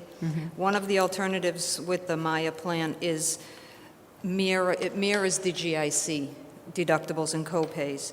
There's $250 per person or $750 per family deductible, but the savings is very small. Yeah. If you use the plan once, you're not even saving that $250 a year. Right. No, I understand that. $750 is actually pretty lenient for copays for entire families. A lot of plans have the percentage where you pay most of the copay up to a certain percent, and then you end up when you meet that obligation, of course. So if you have an MRI, for instance, maybe you're paying $800 or $1,000. Now maybe you've met your copay at $1,000, and anything for the rest of the year gets covered, an X-ray or whatever. And there's just multiple plans out there. I'm just curious because a lot of times the reason rates are so high, again, from my experience, business experience and such with other companies, is because you're saving on something that perhaps people don't need because they're not attending the doctor as much, they're not ill that often. It could happen, but sometimes people are willing to take that chance to keep their monthly or their biweekly payments down. So I just didn't know if we have that opportunity to consider that. There is actually a higher deductible plan that we did get rates on, but we haven't seen a lot of interest in that with the Insurance Advisory Committee or even local. It's really tough when you have a family paying even, what would it be? It would still be $800 a month for a family plan. And then to tack on a $2,000 or $4,000 deductible on top of that, that's a lot of money. Right, okay. It's Plus, I didn't know what your comparison was. So, yeah, you're still at $200 a week, and then you have a deductible. No, I'm aware of that situation. But right now, they're paying aren't they, where are they at approximately for the family, their portion on a family plan? Generally, on the HMO, an average plan. Where are we at? I don't have that. $881 a month. $881, okay. With no deductible. Correct. Wow. Correct. It's And actually one not of the bad rate. things that we've spoken to with Maya and Blue Cross over the last couple of years, when you put deductibles in place, even a $250, $750, people tend not to go to the doctor. What happens when you don't go to the doctor is minor health problems become large health problems. So if you're not catching something by going to the doctor, having routine exams, having routine blood tests, 2 or 3 years down the road, it becomes a bigger issue. I'm a firm believer that not one plan fits everybody's scenario. The other thing you mentioned, a large loss ratio, is that in reference to big illness type losses or versus, say, emergency room visits? Do they consider emergency room visits? You know, people sometimes tend to go to the emergency room versus going to their primary, and that's been a problem with insurance. Is that something they consider as part of that large loss ratio, or do they consider it only in terms of the actual accident or injury, illness, injury, cancer, broken legs, operations, heart transplants, things like that, large loss ratios? The large loss is at $25,000 or more, so I don't Right. believe it would be an emergency room. Okay. Although we do have a high emergency room usage here in Southbridge, and I think With it's because employees. the hospital is in town. Yeah. If you call your doctor's office on a Friday night or on a weekend, they tell you to go to the emergency room. Right, no, I understand that. But I think that's something to get across to employees when they are concerned with their premiums. The more you go to the ER, Right. chances are the higher the premiums are going to be, so. I did include that in my open enrollment message this year. Over the past 24 months, our claims exceeded the premiums that we collected by $63,000. Yeah. Oh, it's definitely a problem, without a doubt. Thank you for answering my questions. I do appreciate that. Thank you, Councilman Manna. Thank you, Mr. Chair, through you. I just want to say I was at that General Government Subcommittee when this was being discussed, and there was a lot that was said at that subcommittee meeting that was not reflected in the minutes. And I just want to emphasize that the majority of the people there recognized the enormous cost in the health care insurance, and there were many concerns about that. And I really commend Mindy for looking at the other insurance options. And if you could just keep us up to date on that, I'd greatly appreciate it. Thank you. Thank you. Council? Anyone else? Councilman Nicola. Thank you. I, too, would like to echo Councilor Manna's comments. Mindy, you did a great job in your presentation in that subcommittee, and unfortunately, a lot of the questions that Councilor Clements just had were answered there, but I don't have the paperwork in front of me to reflect that. And I hope that we're able to do something with that. I want to call it a consortium that you are looking into with other communities that have gone to that form of health insurance. That was the Hampshire Council of Governments? Yes, and I know that the only reason we really couldn't do too much is we were kind of at the last minute, so we couldn't get into that, but we do have plenty of opportunity to look into it in the future. Yep. Thank you again. You're welcome. All set, Council? Anyone else? Seeing none, could I have a roll call, please? Counselor Clements? Yes. Counselor Langevin? Yes. Counselor Manna? Yes. Counselor Marcucci? Yes. Counselor Moriarty? Yes. Counselor Nicola? Yes. Counselor Vandal? Yes. Counselor Krasko? Yes. 8 yes. Thank you. Motion passes.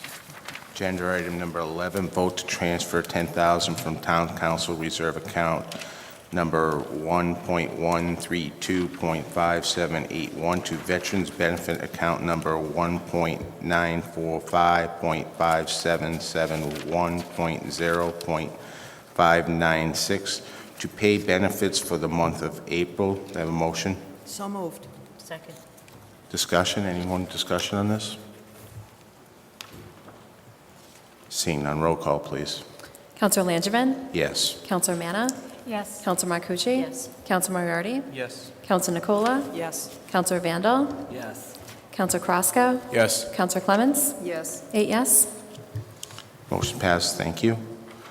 Agenda item number 12, vote to transfer $33,096.42 from FY 2013 repair cost for lightning damage number 600.440.5830.0.13585 to sewer maintenance operating budget number 600.440.5201.0.05711.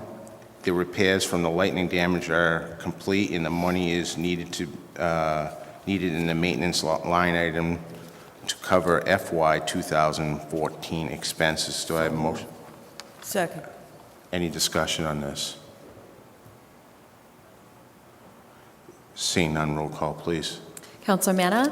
Yes. Counselor Marcucci? Yes. Counselor Moriarty? Yes. Counselor Nicola? Yes. Counselor Vandal? Yes. Counselor Krasko? Yes. Counselor Clements? Yes. Counselor Langevin? Yes. 8 yes.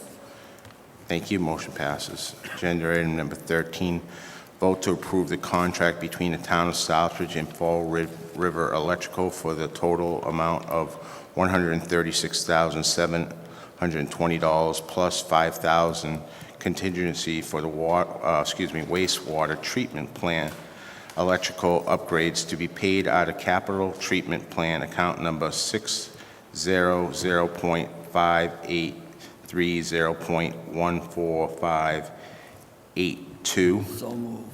Second. And this was brought to my attention just a while ago, earlier today. Karen Hinoys did want us to amend this, so I'm going to look for a recommendation for amendment on this. So moved. If you could I'd like just... to make an amendment to sentence number 3, where it says to be amended to add at the end, in the capital reserve account, number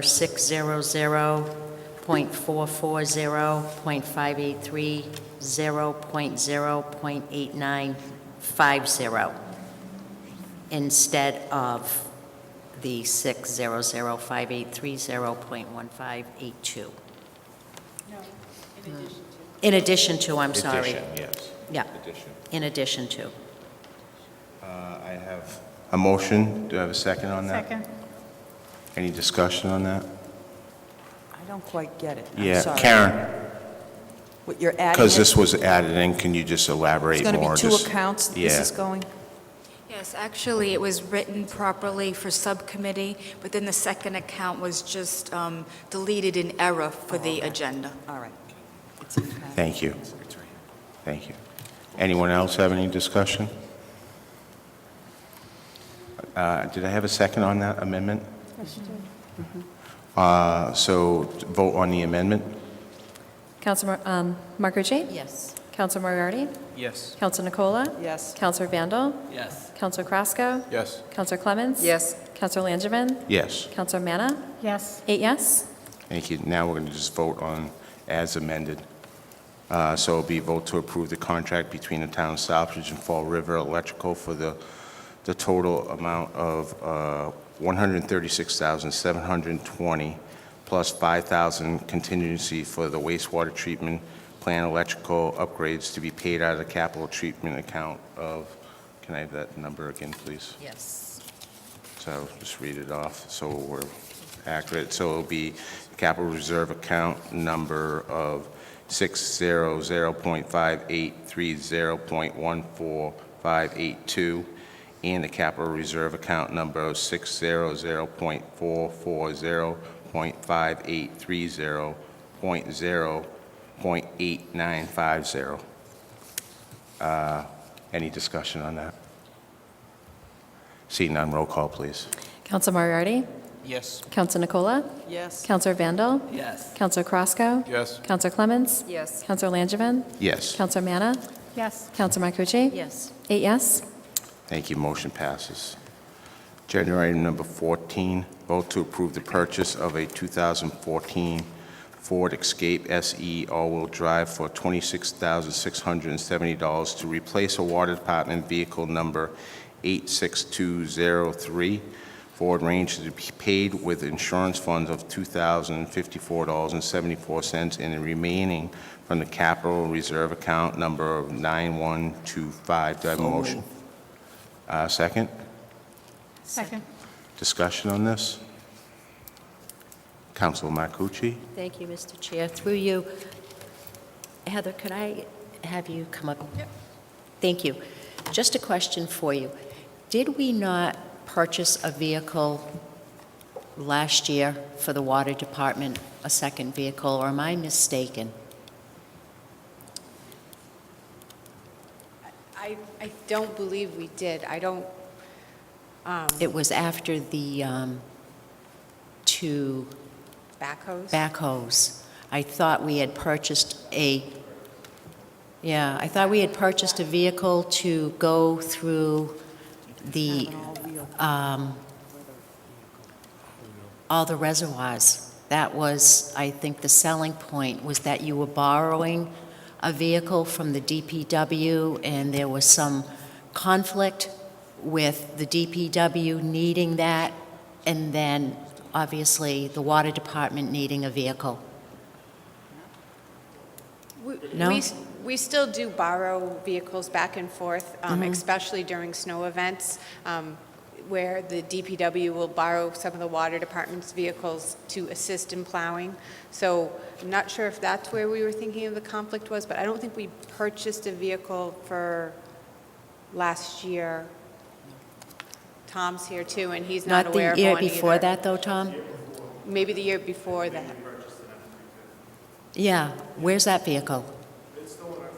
Okay, I knew we did that, maybe not last year, but I knew it was like a year and a half ago.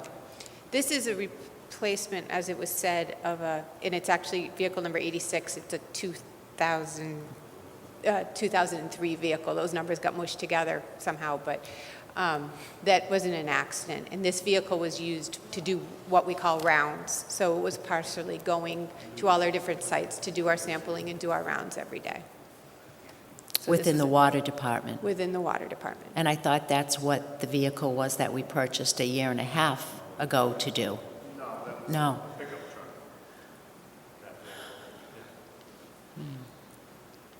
Okay, thank you. Councilor Nicola? Thank you. I just was, looking at it.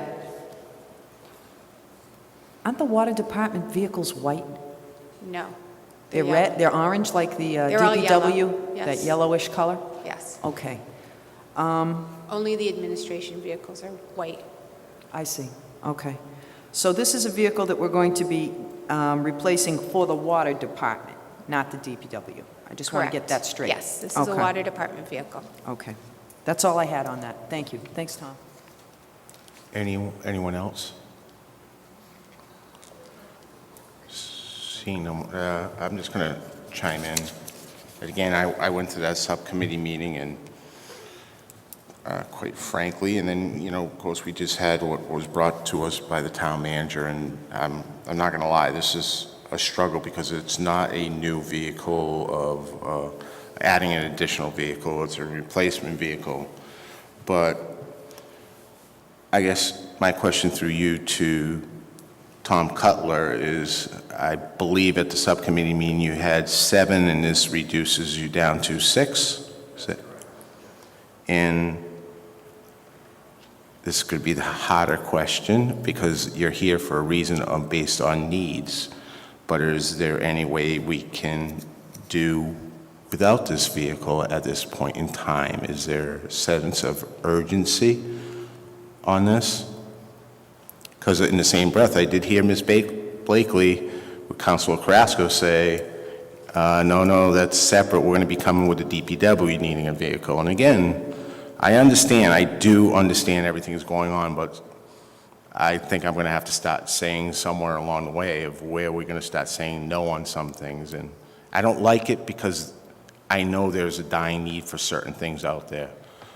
But quite frankly, as I said before, with the snow plowing operations, we need to make changes, and all departments need to make changes and think outside the box and say, okay, this is not the same old. We can't continue going the same old. How can we make better changes in our department so, quite frankly, we can afford this within our operating budgets of how we do things? Well, this is covered in this year's operating budget because we were taking it out of the capital reserve account. So it is in this year's operating budget that we're able to cover these costs. And we feel very comfortable that we'll be able to cover these costs without exceeding their budget, which I think lends itself that we can have something like this happen and still be able to cover those costs. And that's part of the reasons we have a capital reserve account, is to cover costs that aren't expected. This wasn't an expected cost. Of course, this wasn't a planned for cost.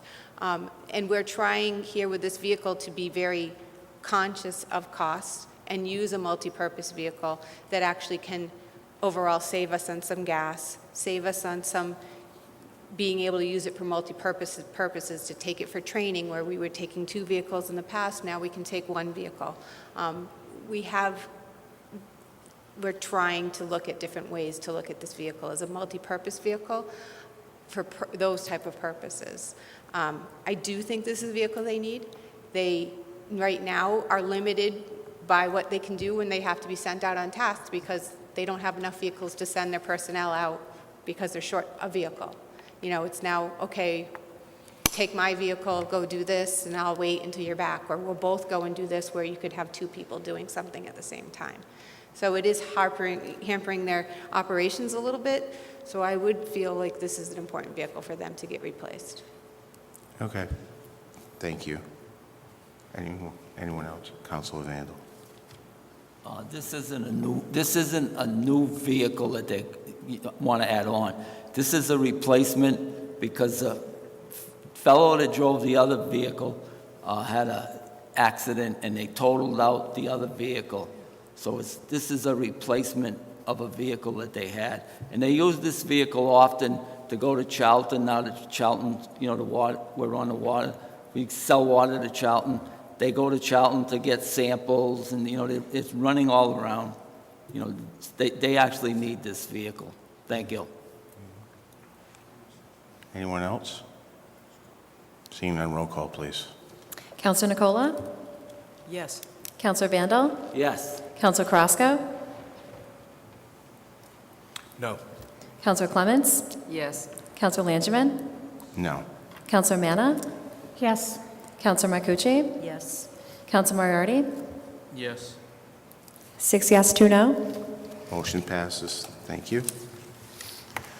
Agenda item number 15, vote to approve the proposed graffiti bylaw as prepared by General Government Subcommittee on March 3rd, 2014. This will be the second reading. If Councilor Manna, if you could take over, I'd appreciate it. Thank you. Thank you, Mr. Chair, through you. First, there was the corrected typo error that changed the word owners, O-W-N-E-R-S, to owners, O-W-N-E-R''S, in section 7-503.3. This is the second reading. Section 7-503, graffiti. Section -503.1, removal of graffiti. Graffiti is defined as any word, figure, or painted design that is marked, etched, scratched, drawn, painted, pasted, or otherwise affixed to any surface, regardless of the nature or material of that structural component, to the extent the same was not authorized in advance by the owner thereof. Section 7-503.2, property owner responsibility. A, the removal of graffiti shall be the responsibility of the owner of said property. B, the owner of said property shall be required to remove the graffiti within 14 days of written notice from the Board of Health or its authorized agent served upon the owner or the owner's authorized agent.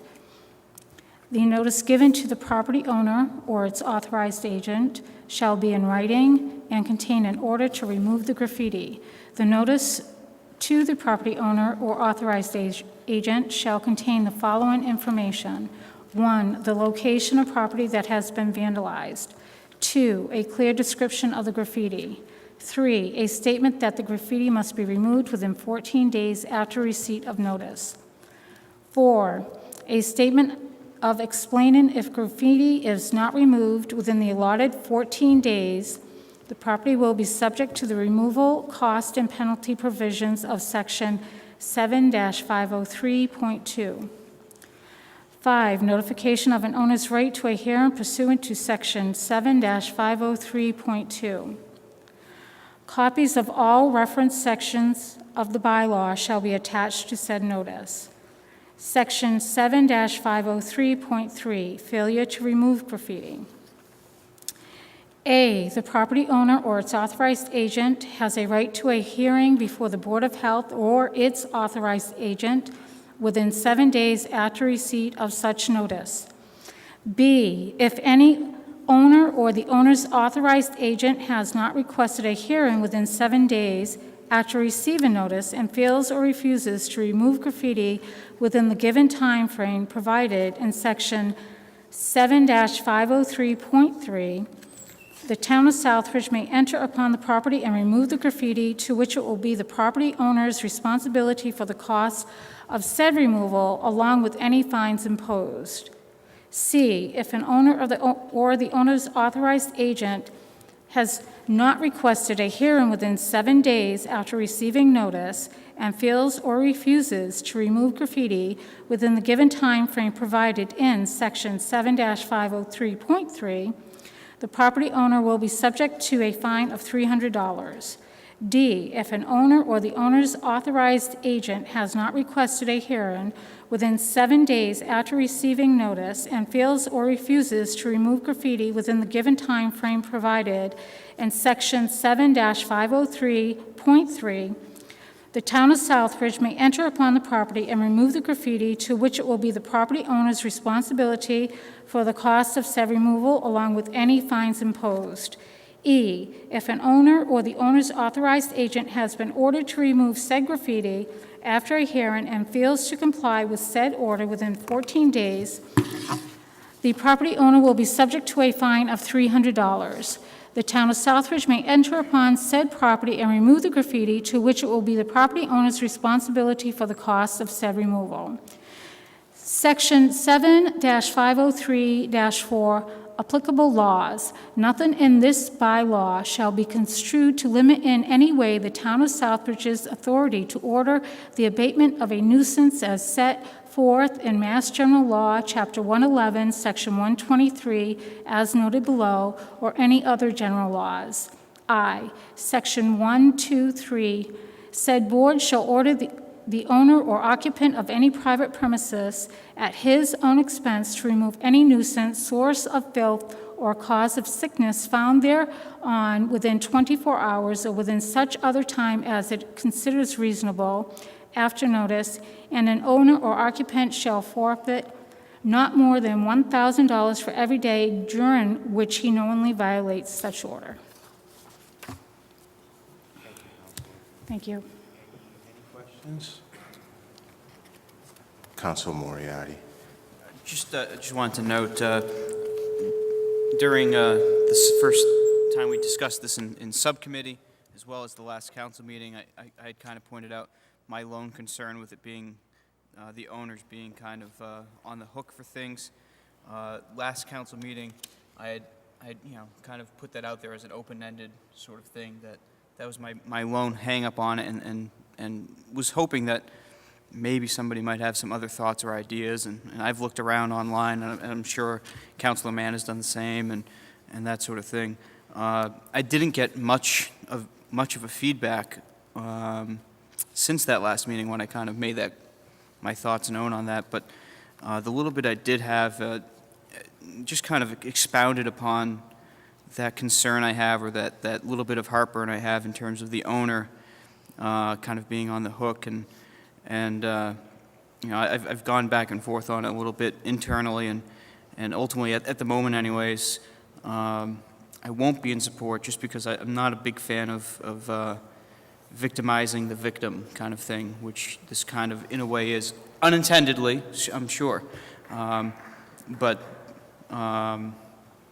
Yeah, at the moment, I try to go with the idea of forward progress. Nothing's necessarily going to be perfect, but in this case, at the time being, it's too much of a hang-up for me, and I just wanted to clarify that. Thank you. Thank you. Anyone else? Councilor Manna. Thank you, and I do respect your opinion, Councilor Moriarty. I believe, though, this could be used as a tool for the absentee landlords that perhaps may not know that their building has been vandalized. So a notice to the absentee landlord that their building has been vandalized is something good. They could come out, they could send their workers out, get it cleaned up. Having graffiti remaining on the building, it brings down the property value, and it gives people the perception of gang activity, an unkempt town. You want to keep your town clean. We have general laws against this type of vandalism. I believe this is a good tool for our community to have, and to, just like I said, we have a lot of absentee landlords in town that don't perhaps know that their building has been painted. So I really do believe that this could be used as a good tool. The property owners, there are some property owners in town that did take care of the graffiti over the summer, and I believe those are the actual owners that are in town. But you have a lot that still remains, and to me, it would be a disservice not to have this by law. Thank you. Anyone else have anything? Councilor Nicola. Thank you. Based on what Councilor Manna just said, would this graffiti bylaw take into effect buildings that have already been vandalized, or is it only going to be for any future vandalisms that take place? Is there a grandfather clause for something like this? In other words, if you've already been hit by the graffiti witch, and you haven't gone around and cleaned up what's been done to your property as of yet, and now this bylaw comes into effect, are you now on the hook according to the bylaw, or is it for anything that comes after the bylaw is activated, so to speak? I'm no attorney, but I would think after we get through all our readings, it's in place now, and I don't think there's going to be no such thing as grandfathered in. Again, Okay. So if you have graffiti... I would assume, that's what I would assume. Okay. If you have, but I'm not an attorney, but, that's how attorneys make their money. That's what I would think on that. Okay. Councilor Manna. Thank you. I believe Councilor Moriarty touched upon that at the last meeting, and like he said, you can't go backwards with the law. So this is a new law, so it would be going forward. And I've actually thought about that, and there's another way I'd like to handle that. The past graffiti, perhaps a cleanup type effort. But this, I believe, is nothing going backwards, it's all going forward. So I don't believe you can go backwards with this. Thank you. Yeah. Okay. Anyone else? Councilor Moriarty. Just a quick question. I know with some of the past bylaw discussions we've had, it's been kind of noted, in particular with the signage bylaws. I remember the former manager kind of pointing out that with the sandwich boards, for example, that the town is not necessarily obligated to follow its own bylaws, that the town could have a Make Southbridge Home sandwich board sign the size of Colossus, and that's fine, but, the Festival of Giving Trees or whomever would have to conform to the bylaws. And obviously, I would assume the same goes here. But in terms of that tagging tour, or whatever it was called, over the summer, do we know, are there any municipal properties that were tagged or graffitied that have not been rectified? Because, again, I think I understand the idea that the town is exempt from some of its own bylaws and such, but I think, if we're going to have this, the town should be doing its part to follow suit as well. The broken window theory, whether you agree with it or not, doesn't stop at private ownership. It also includes municipal and governmental. So I don't know if we have any bridges or municipal buildings or anything else that were tagged or spray painted, graffitied, but if so, we should endeavor to correct that as well then. Thank you. Councilor, I'll have Mr. Reed look into that so you can get an answer on that, okay? Councilor Manna. Thank you, Mr. Chair. To Councilor Moriarty's point, our former town manager, Mr. Clark, did mention that we did have some graffiti, and he would get the DPW out there right away to get that cleaned up. So he tried to be very proactive on that. So I just want to... I do remember that conversation. I just don't know if they've all been cleaned up. I don't know if they all have, but he was proactive on Correct. getting what he could get done. I Yes. do know that. Thank you. You have a question, Councilor? Yeah, it was just, I believe it had to do with some sort of service boxes or something over by the DPW or something to that manner. I remember that they were concerned and they were trying to, as Councilor Manor had mentioned, get it cleaned up and taken care of. As we should remember that Mr. Clark was a big proponent to the broken window theory, that if you have a broken window in one neighborhood and somebody else's window gets broken, chances are, the landlords just start to say, hey, the neighbor's got it, who cares, why should I fix mine?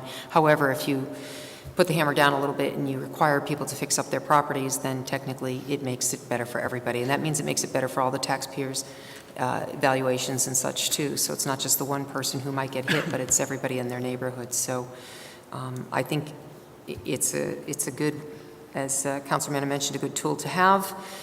Certainly, if you're going to get a violation, you could probably come in if it's going to take you longer to fix up. I'm sure if you dealt with the hearing officer, came up with a plan, it wouldn't be so instantaneous that you're going to get fined. You're going to, obviously, you have to come up with a plan and make sure it gets taken care of. But I think it's something as a positive for our community to make sure that we show some respect for the properties and the people that live here. Thank you. Thank you. Anyone else? Mr. Zotos? Hi, Paul. Testing 1, 2. Paul Zotos, 60 Charlton Street. I lived in a city where graffiti was invented, Los Angeles, California. And they've gone through all these rules and regulations, and they really don't work.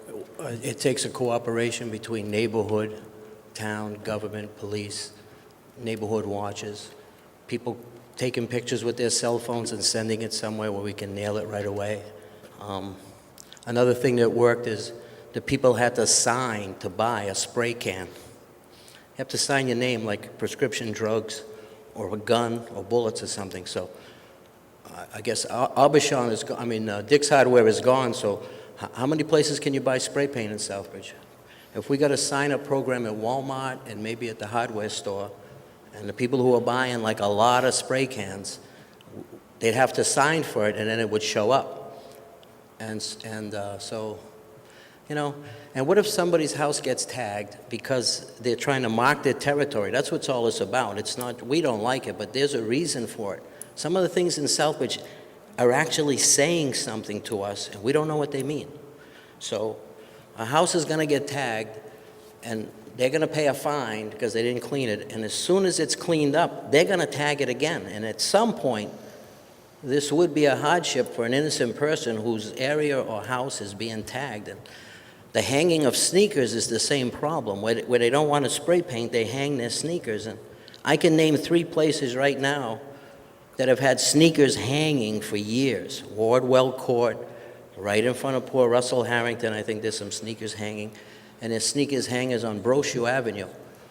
And why are they allowed to have these sneakers hanging? Because they're marking their territory. It's supposed to say, don't go down this street, or this is my street and you can't come down here. I mean, it upsets me to see sneakers hanging in the 21st century. You know, they don't even do that in LA anymore. Everybody's playing with cell phones, so nobody's tagging anything anymore. And some of these really good graffiti artists, they're hiring them to do murals. They're getting them back in school. There's a commercial on TV now saying, if you can paint that mural 40 feet high, my God, we need you at Southbridge. We're having a hard time communicating.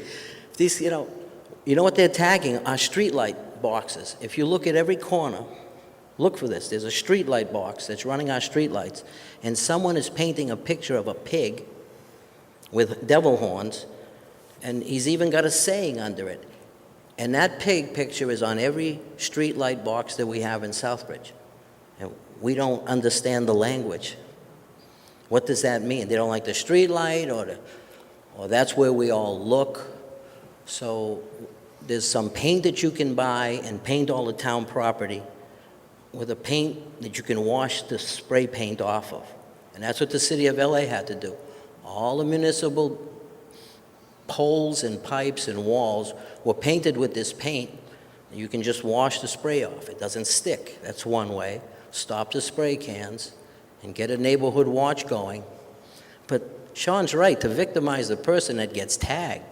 Out-of-town landlords, well, we got a big issue with them because they're out-of-town landlords. So if there's a way you can forgive somebody, if somebody is cleaned it 3 times and he keeps getting tagged, I'd hate to see that person get fined. I think we all would. I mean, if they've done their job and they keep getting tagged, and they might even be threatened for removing their logo, you know, they take it personal. Well, please, get the sneakers down. And I used to live on Westwood Parkway. There's an electrical box there that somebody did graffiti. And then somebody came along and spray painted over the graffiti, trying to, if it's not painted green again, they didn't remove the graffiti, they painted over it. It looks worse. I don't even live on Westwood Parkway anymore, and it bothers me to see that beautiful street have graffiti at its entrance. I think we can take care of that. You know, even a Boy Scouts or some volunteers could fix that. But, you know, it's going to take all of us watching for this and identifying the artist.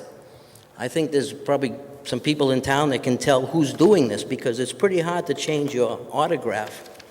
Once you start drawing those same pictures everywhere, we can find out who these people are. I'm talking too much again, but, you know, we're not the first one to face this. We're almost the last town to face this. But, you know, let's not say it's okay. I want to stop it, and I'd like to find people, but find the people that are spraying it and make them remove it. Finding victims, God, that's really, we're going down that road again, and none of us look good finding poor little victims. I mean, somebody, they know they're not going to tag somebody who can fight back. They're tagging these locations everywhere where they know they can get away with it. They're tagging our billboards. They're tagging a lot of municipal stuff anyway. There's a lot of other solutions besides just finding the victim. A lot of solutions. And I think that spray can, signing for spray cans is easy. I'm sure the businesses would want to. They may even know what kids are coming in here, or adults, and buying a lot of spray cans, because I don't see anybody actually painting anything.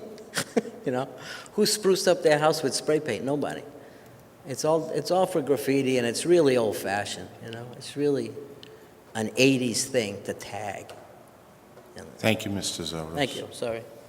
Councilman Mann. Thank you, Mr. Chair. I just want to emphasize that we as a town council continuously say we need to hold people accountable. That includes the absentee landlords in this town also. I mean, I'm accountable for my property. If somebody came and spray painted my house, you betcha I'd be getting that cleaned up, because that's not only going to bring down my property value, it's going to bring down the property values around me also. When you have trash all over the streets and you just, or you have junk all in your yard, you don't want a neighbor like that. You want all that stuff cleaned up. So I believe this is a tool to hold absentee landlords or property owners that just don't care and just want their money from the people who rent from them. Now from the business owners mostly that are going to be hurt, because who wants to go into a building that who wants to stop, a passerby, who wants to stop into a building that's all graffitiized? I don't even know the word for it. So I know I wouldn't want to do that. So now the owner's losing business. So this right here, I believe, is a good tool to use to hold the property owners accountable. Thank you. Thank you. Councilor Carrasco. Yeah, I would like to make a motion, section 7-503.3, the failure to remove the graffiti. Section C, I would like to see the fine lessen. I think $300 it's a steep fine. I would like to see it go down to $150 because, I mean, yes, I agree with Councilor Manna that we have to hold people accountable, but again, I feel bad for the elderly resident that lives on Union Street or West Street where this is happening. I mean, there's buildings that are continue being tagged, and unfortunately, we're not living in a time where $300 comes easy. I'll second that emotion. Thank you. Any other discussion on as amended? So the property owner will be subject to a fine of $150, and that would be it amended. Councilman. Thank you. Just to make note that the $300 fine came from the other communities when I was doing my research. I just wanted to make note of that. So that's why that was put in there, the $300 fine. So we have a motion, we have a second. Does everyone understand of what the actual motion will be? It'd be to reduce the fine the property owner from $300 to $150. We'd also have to correct it on C, On E. E also. Yeah. So anything that says 300 would be changed to 150. 150 That would be the after, amendment, yeah. Any discussion on the amendment? With no discussion on the amendment, roll call, please. Counselor Vandal? Yes. Counselor Krasko? Yes. Counselor Clemens? Yes. Counselor Langevin? Yes. Counselor Manna? Yes. Counselor Marcucci? Yes. Counselor Moriarty? Yes. Counselor Nicola? Yes. 8 yes. Thank you. So on the third reading, obviously, the corrections will be made across the board. It'll read $150 instead of $300. With that being said, could I have, if there's no other discussion on this, a roll call on this, please, for the second reading? I don't think I have a first and a second I thought we did. on the original, on the second reading. No? No. I have a motion, please. So moved. Second. Any discussion on that? I'm afraid to say that.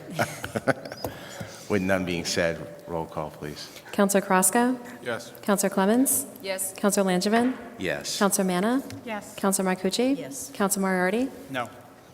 Counselor Nicola? Yes. Counselor Vandal? No. 6 yes, 2 no. Motion passes. Agenda item number 16, vote to approve the proposed sign bylaw changes as prepared by the General Government Subcommittee meeting on January 16, So moved. 2014. This is the third and final reading, and I will ask Councilor Moriarty to read this. Yes. I was just going to You wanna second so open it that up? we can get that out Yes. of the way. Okay. Yes. So moved. Second. Okay. Yes. Thank you. So we're just reading, for the third and final reading, the changes. On page 6, section 9-202-6, adding to subsection F, display window signs, signs on the surface of or inside display windows, lighted only by the building illumination or covering no more than, again, this Typo. was Yeah. something we pointed out last time, but the written amount should say 20. Currently, it says 10, but it was altered to say 25 rather, as was the numeric, which is correct. So covering no more than 25% of the display window area are allowed, end quote. Subsection G, changing civil to civic, non-commercial signs, buildings occupied solely for, and again, this was another one that has already previously been voted to amend, to strike the word political. So it should say non-commercial signs, buildings occupied solely for the civic philanthropic, educational, religious, or other non-commercial purposes are exempt from regulations except that they are subject to public safety requirements. And just as a note for the general public, the reason political is stricken from that portion is that it has its own separate clause. Subsection H, seasonal decorative signs. Seasonal decorative signs and residential decorative signs are exempt from regulations except that they are subject to the public safety requirements. Subsection I, electronic message center, means any sign on which the characters, letters, or illustrations can be changed automatically or through electronic or mechanical means. Electronic message centers include time and temperature signs. On page 7, 902-9, subsection J, yard and garage sale signs, not to exceed 5 square feet displayed on private property and limited to 1 to each premise, not to be erected earlier than 3 days, just a small typographical error with the 0 should be a closed parentheses. Not to be erected earlier than 3 days preceding the sale and shall be removed within 24 hours following the sale. 9-202-10, signs which were legally erected before adaptation of this bylaw shall not be voluntarily rebuilt, altered, or relocated without conforming to this bylaw. Thank you. Councilor Banner. Thank you, Mr. Chair. Through you. The last 2 readings, there was a lot of discussion on the signage and free speech for the businesses and whatnot. So it prompted me, as of late, to do a lot of research on this. And commercial signage, commercial speech is covered under the First Amendment, but it's not as strict as what you and I have. So I just want to read something that I did research, and I took this off of an Educational for Law website, and it says, they talk about Supreme Court cases, but I'm going to read this. Laws must have a neutral effect on speech. The typical sign ordinance is a time, place, and manner regulation that does not present a neutrality problem. A time, place, and manner regulation is a law that regulates activities to protect governmental interests unrelated to speech. An example is an ordinance bylaw that contains limitations on the size, number, and height of signs. Because they have a neutral effect on speech, time, place, and manner regulations are usually constitutional under the free speech clause. And it also says in here, in a sign regulation, a message on a sign that promotes commercial products or services is commercial speech. There's so much to be said on this. TPM restrictions, the time, place, and manner, must be content neutral, be narrowly drawn, serve a significant government interest. Basically, the courts do see that towns do need some type of regulation. They're allowed to have some type of regulation in their communities to protect the appearance of the town, because a lot of people want to protect the appearance of their town. So with that being said, I would like to make an amendment to add window signage above section, page 6C, 9-202-6, above F, to read display of window signs, signs on the surface or inside of the windows, covering no more than 25% of the display window area allowed. I would like to add window signage in there above that, as we originally had it before. So this way it's covering the window signage that's up on the window, and we have bullet point F that talks about the display of the illumination. You're making that a form of Amendment, Yep. yes. Anyone want to second that? Second. Any discussion on that? No one has any questions on the amended motion? Councilor Moriarty? I'm just a little confused as to the motion and what exactly it it is, because I'm not sure where you're adding what.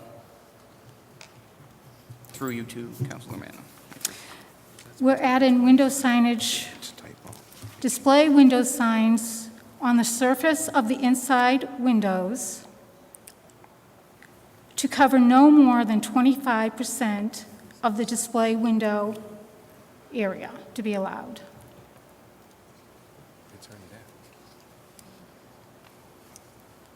You all set?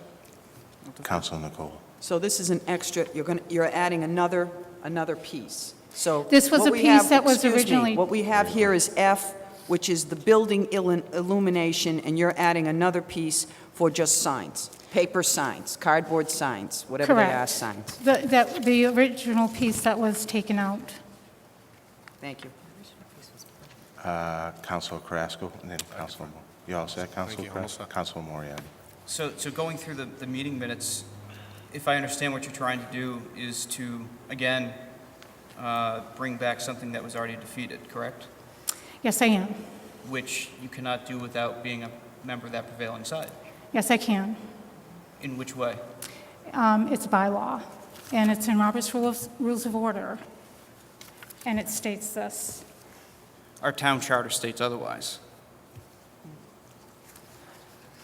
I would also like to note, too, that this is the third reading, and so it is not the original reading. It is a third reading. I'm sorry. Just thought that was ridiculous. Councilor Clements. Thank you. If I may assist Councilor Manna in some information she had relayed to me, as I asked the last time, these are readings that should be able to be adjusted, amended as we continue through. And I was really surprised with that whole reconsideration, and this is a final vote. Councilor Manna indicated to me the other day that she'd done some research into which readings of amendment, of bylaws and such are handled differently than motions within a committee, within a council committee or whatever. Readings are put there so that you can continually try to come up with the final version of what you want, and they are, quote, handled differently. So I believe that's where you're at, perhaps, is you've got something that you want to share. Yes. You indicated that to me the other day, so I'm So just clarifying. in I think. Robert's Rules of Order, it states isolated changes for the bylaws. If only an isolated change is to be made in the bylaws, it can be treated as any other motion to amend something previously adopted, subject to the particular rules indicated immediately above. And also, it says, however, as already stated on page 592, all bylaw amendments of which notice was given should be considered as a matter of the rights of their proposers, and a bylaw amendment is not dropped simply because it would conflict with one previously adopted. Obviously, there's more in there, but There's a lot more in here.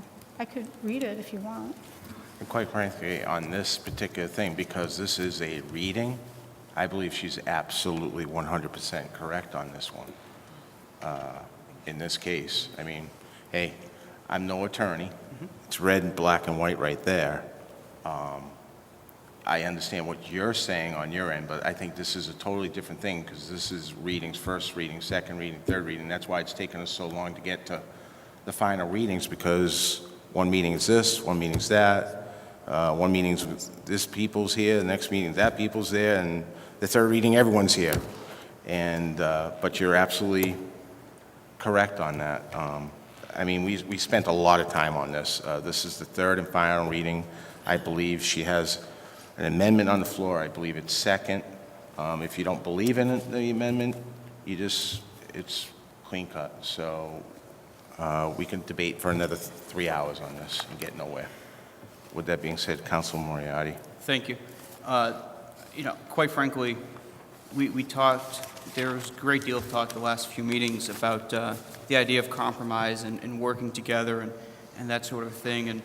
And quite frankly, some of that was done. There were motions. There were two very similar subsections, one of which we're talking about again now, that one passed by a 3-2 vote, the other failed by a 3-2 vote, primarily on that same exact concept of compromise, give and take. However, if the intent, and I try to make a point of not at all being knee-jerk reactionary. It's not the way to go about things in my mind. But if we're going to just be obstinate and go that route, then I'm more than happy to bring back the dozen or so issues I have and bring those back to the table as well. More than happy to do so. We talked about at the last meeting that if a meeting takes 6 hours, it takes 6 hours, and so be it. So just giving that up for now, and I believe the current motion is only just for the amend, correct? To add her amendment in, Right. yes, But- yes. Right, so that would be the next vote, not on the overall passage. Correct. Thank you. All set? Yes. Councilor Nicola. Thank you, Mr. Chair. I have a couple of things on this one. First of all, and this is with it has nothing to do with a knee-jerk reaction to what Councilor Moriarty said, because I had my hand up before he made that comment, which it could be taken as a bit of a threat, but I'm not going to worry about that. I am going to say this. I'm not going to vote for that motion. And the reason is because I believe in the compromise. I'm more offended by illuminated signs that are flashing at me and coming at me, and we've taken care of that. I'm less offended by the paper sign. And there is some truth to the fact that the business owners in this community should have some rights. So I've made an adjustment in the way I've thought of this, and I'm going to go with this cheat sheet as it stands. That's how I'm going to vote, because we did make a compromise. We took one away, we kept one in, and I'm more comfortable with that, because I want the town to look nice too, but I have to feel for the business owners as well. And I feel that this is a good compromise. This will clean up some of the stuff that I consider to be blight in the windows of some of these places. So I'm going to stick with it the way it is, mostly because it's in the interest of compromise. And that's all I have to say about that. Thank you, Councilor. Anyone else? With that being said, we are going to be voting on the amendment proposal. It was by Councilor Manna, and it was seconded by Councilor Marcucci. Roll call, please. Counselor Clements?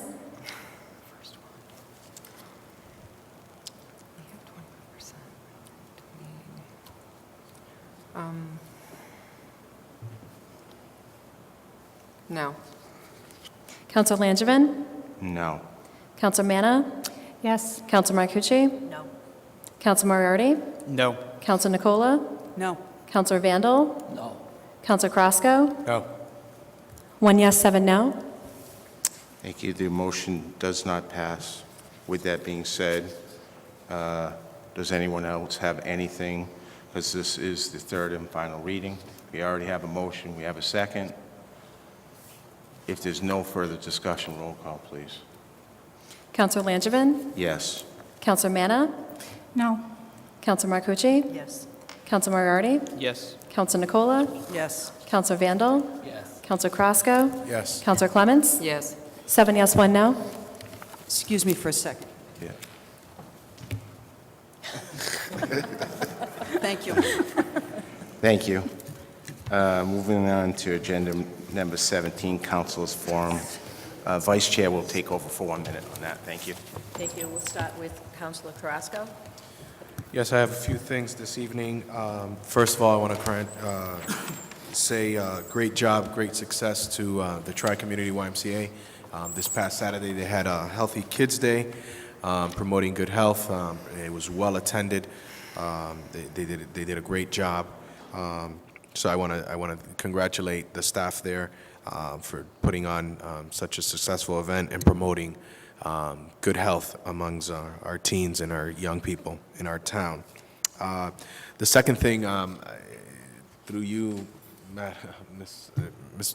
Councilor Marcucci, to our town manager, back in December I had asked in regards to the DPW director's transfer of license, where that status was, and I just would like an update in regards to that.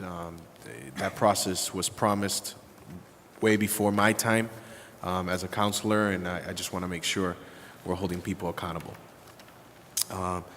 The final thing is, this afternoon, there was a concerned citizen that came to, called me, asked me to go to him, with him to our town library in regards to some public, it is, I guess, to which I found out, it is the pickup and drop-off station for all of our school choice individuals. There was about 40 kids that were released there.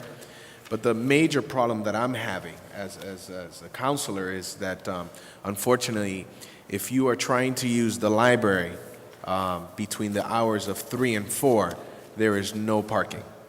There is no parking. The handicaps are being occupied. People are double parking.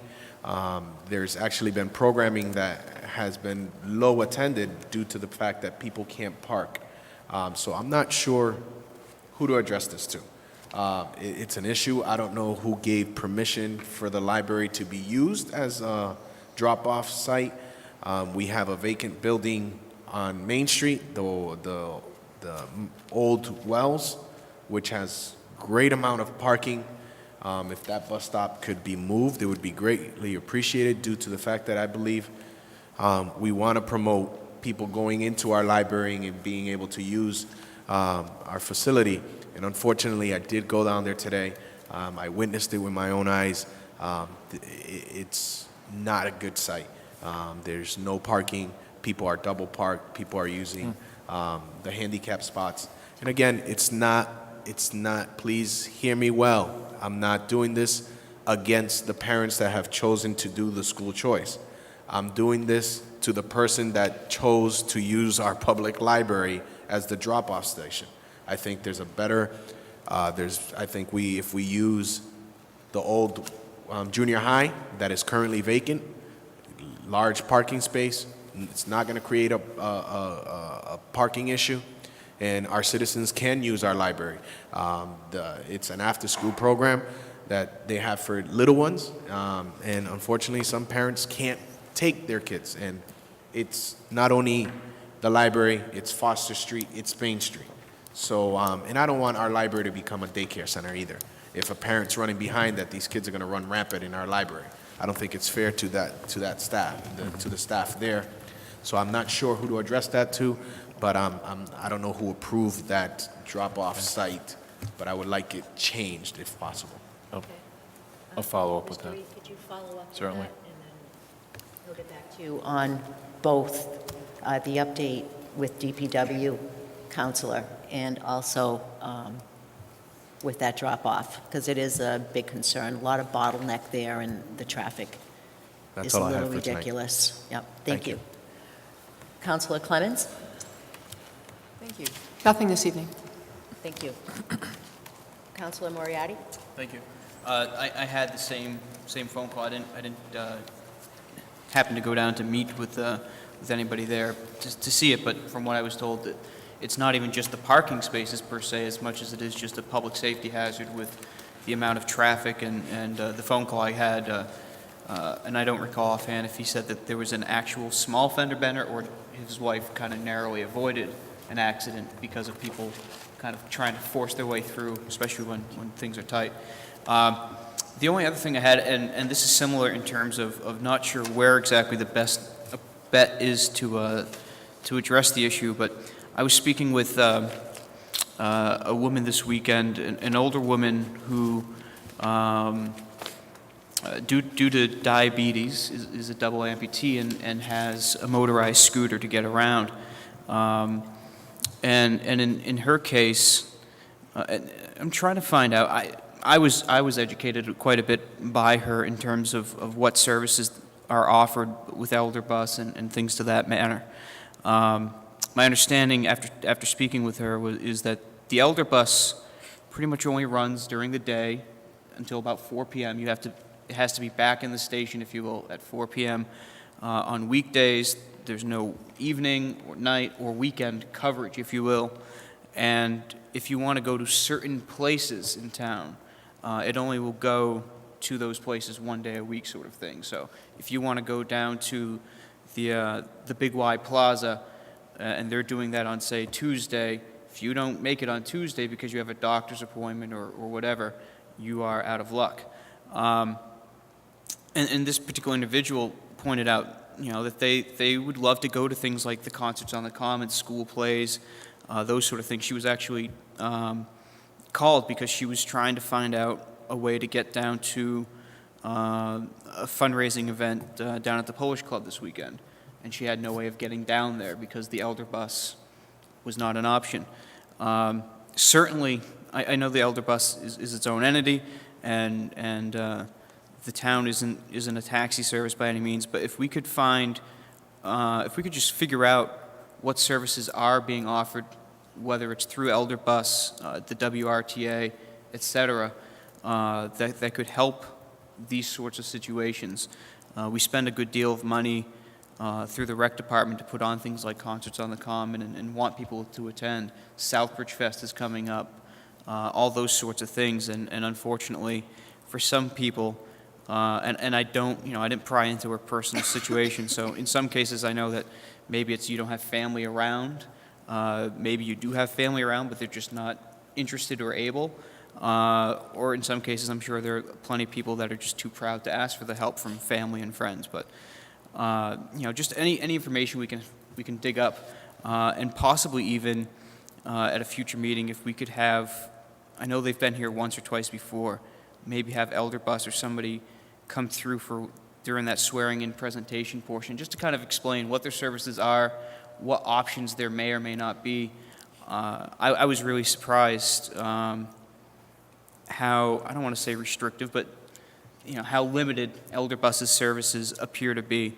And I understand they have their own budget and constraints, and that makes sense, but certainly life goes on past 4 p.m., and I know for most of us, if not all of us, those times where you're sidelined for one reason or another, it's tough because you want to be able to go out and do things and go to things, and that can wreak some havoc. And for people who want to get out, it's great to give them that opportunity. So anything we can do to look into it and better spread the word as to what options are out there would be great. Thank you. Thank you, Councilor Mann. Thank you, Mr. Chair. Through you, I do have a few things this evening. This is a call to citizens. I am urging you to do something. We talked about the budget earlier. Town Manager Reed gave us the overall review. And of course, we're still struggling with local aid and Chapter 70 funding, which is for the school. But recently there was a vote at the state to increase it. But even though that the vote to increase the unrestricted local aid and the Chapter 70 money at the state level happened, it's to my understanding that there was more money in the lottery fund that could have been dispersed. And that's everybody's money, and that's earmarked specifically for the Chapter 70 and the unrestricted local aid. So from what I understand, the increase we have seen from the state is $100 million for schools and $25 million for unrestricted local aid. However, there was an amendment brought forward by the minority in the House to raise that money to $113 million for Chapter 70 and $75 million for unrestricted local aid, and that got shot down. It didn't pass. So I'm urging the citizens out there to call your state rep, call your state senate, and say, what's up? That money is specifically earmarked for these services. That money would help us tremendously in our community. It would help the police department, the fire department. It would help all around in our community. So I urge you to get in touch with your local state rep and your local state senator and ask them why this money wasn't released. And also the Chapter 90 money that's being withheld, we did do a letter to the governor. Everybody signed it and stuff. Well, I was at a legislative breakfast just a few weeks ago in Millbury that was put on for selectmen and town councilors through the MMA. And I had heard some talk about the governor holding the money, and so I questioned this, and it was to my understanding the $100 million that the governor is holding back on and not dispersing the remainder, because it was $300 million that was approved by the state legislative, and there was like a clause or something that the governor could withhold a certain amount of money, or he could withhold money if he so deemed. But it's to my understanding that the reason why he's holding this money, which again was appropriated for Chapter 90, which will fix our potholes in town, is because he didn't get the tax hike that he wanted. So we have $100 million that should be dispersed to the state that's just sitting there. It can't be used for anything else, but what was appropriated for, which is the Chapter 90. So what good is it doing? So I urge you citizens also to call your state rep and your state senator and ask them to speak or draft up something to our governor to release this money, because this is going to help our town. Also, through you, Mr. Chair, to the town manager, is there an update on anything we had talked about a few weeks ago in an EHS meeting, a joint with the school committee, in regards to the gas bill, $25,000 gas bill that was overlooked, misplaced, or something, and also $16,000 that was appropriated last year before I came on council for a dry system in the server room, that they came back to us looking for that same money. So is there any updates on where this money went to? And if not, could you please get us an update? I'd appreciate that. And with that, just please, call your state rep, call your state senator, and ask them, where's the money? The lottery money's for education, and it's for the unrestricted local aid, and the Chapter 90 is for the infrastructure in our towns. So, and it's all earmarked for that. And for them, if the money's there, and for them to hold it back and just sit there and do nothing, it just doesn't make sense. So I urge you to call. And that's it. Thank you. Thank you, Council. Councilor Nicole? Nothing, thank you. Thank you, Council. Councilor Vandal? Mr. Chairman, the barrels downtown, for the trash barrels, they need to be picked up more often. Whatever they're doing, double the pickup, because they're always full. So some of them, go over and the trash is on the ground. And the budget presentation tonight was very good. The only thing is, did I catch in there that the tax rate is going to go up 4.52%? Yes? Did I pick up in there that sewer rate was going up 15%? Well, that's the recommendation. And how much is water? 3%. 3%. Gonna have to sharpen a pencil, because I'm not gonna vote for that much of an increase. I mean, that's really an increase now. I mean, people have been hopping on me from last year's increase, and we doubled, one of them. We quadrupled it, as a matter of fact, on the sewer. We're taking the fun out of living in Southbridge. If you're going to pay Woodstock taxes, well then, a lot of people are going to be leaving. That's ridiculous, 15% for sewer. And a tax rate of 4.52, that's over 4.5%. Not needed, not in my time. Thank you. Thank you, Mr. Chairman. Thank you, Councilor. Councilor Marcucci? I'm all set this evening. Thank you, Mr. Chair. Thank you. Agenda item number 18, discussion of the next meeting date. Councilor Marcucci. That's okay.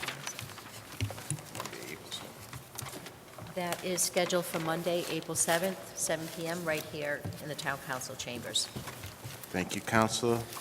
Agenda item number 19, vote to enter into executive session according to Mass General Laws, Chapter 39, Section 23B, to discuss collective bargaining or litigation and to consider the purchase, exchange, taking a lease or value of real property, and to adjourn. So moved. Second. I'm sure there's no discussion on that one. With that being said, roll call, or show of hands is fine, actually. think it needs a Roll roll call call. on that one, we're going Counselor- to executive session. Counselor Manna? Yes. Sorry. Counselor Marcucci? Yes. Counselor Moriarty? Yes. Counselor Nicola? Yes. Counselor Vandal? Yes. Counselor Carrasco? Yes. Counselor Clements? Yes. Counselor Langevin? 8 yes? Absolutely. Agenda item number 20, adjournment.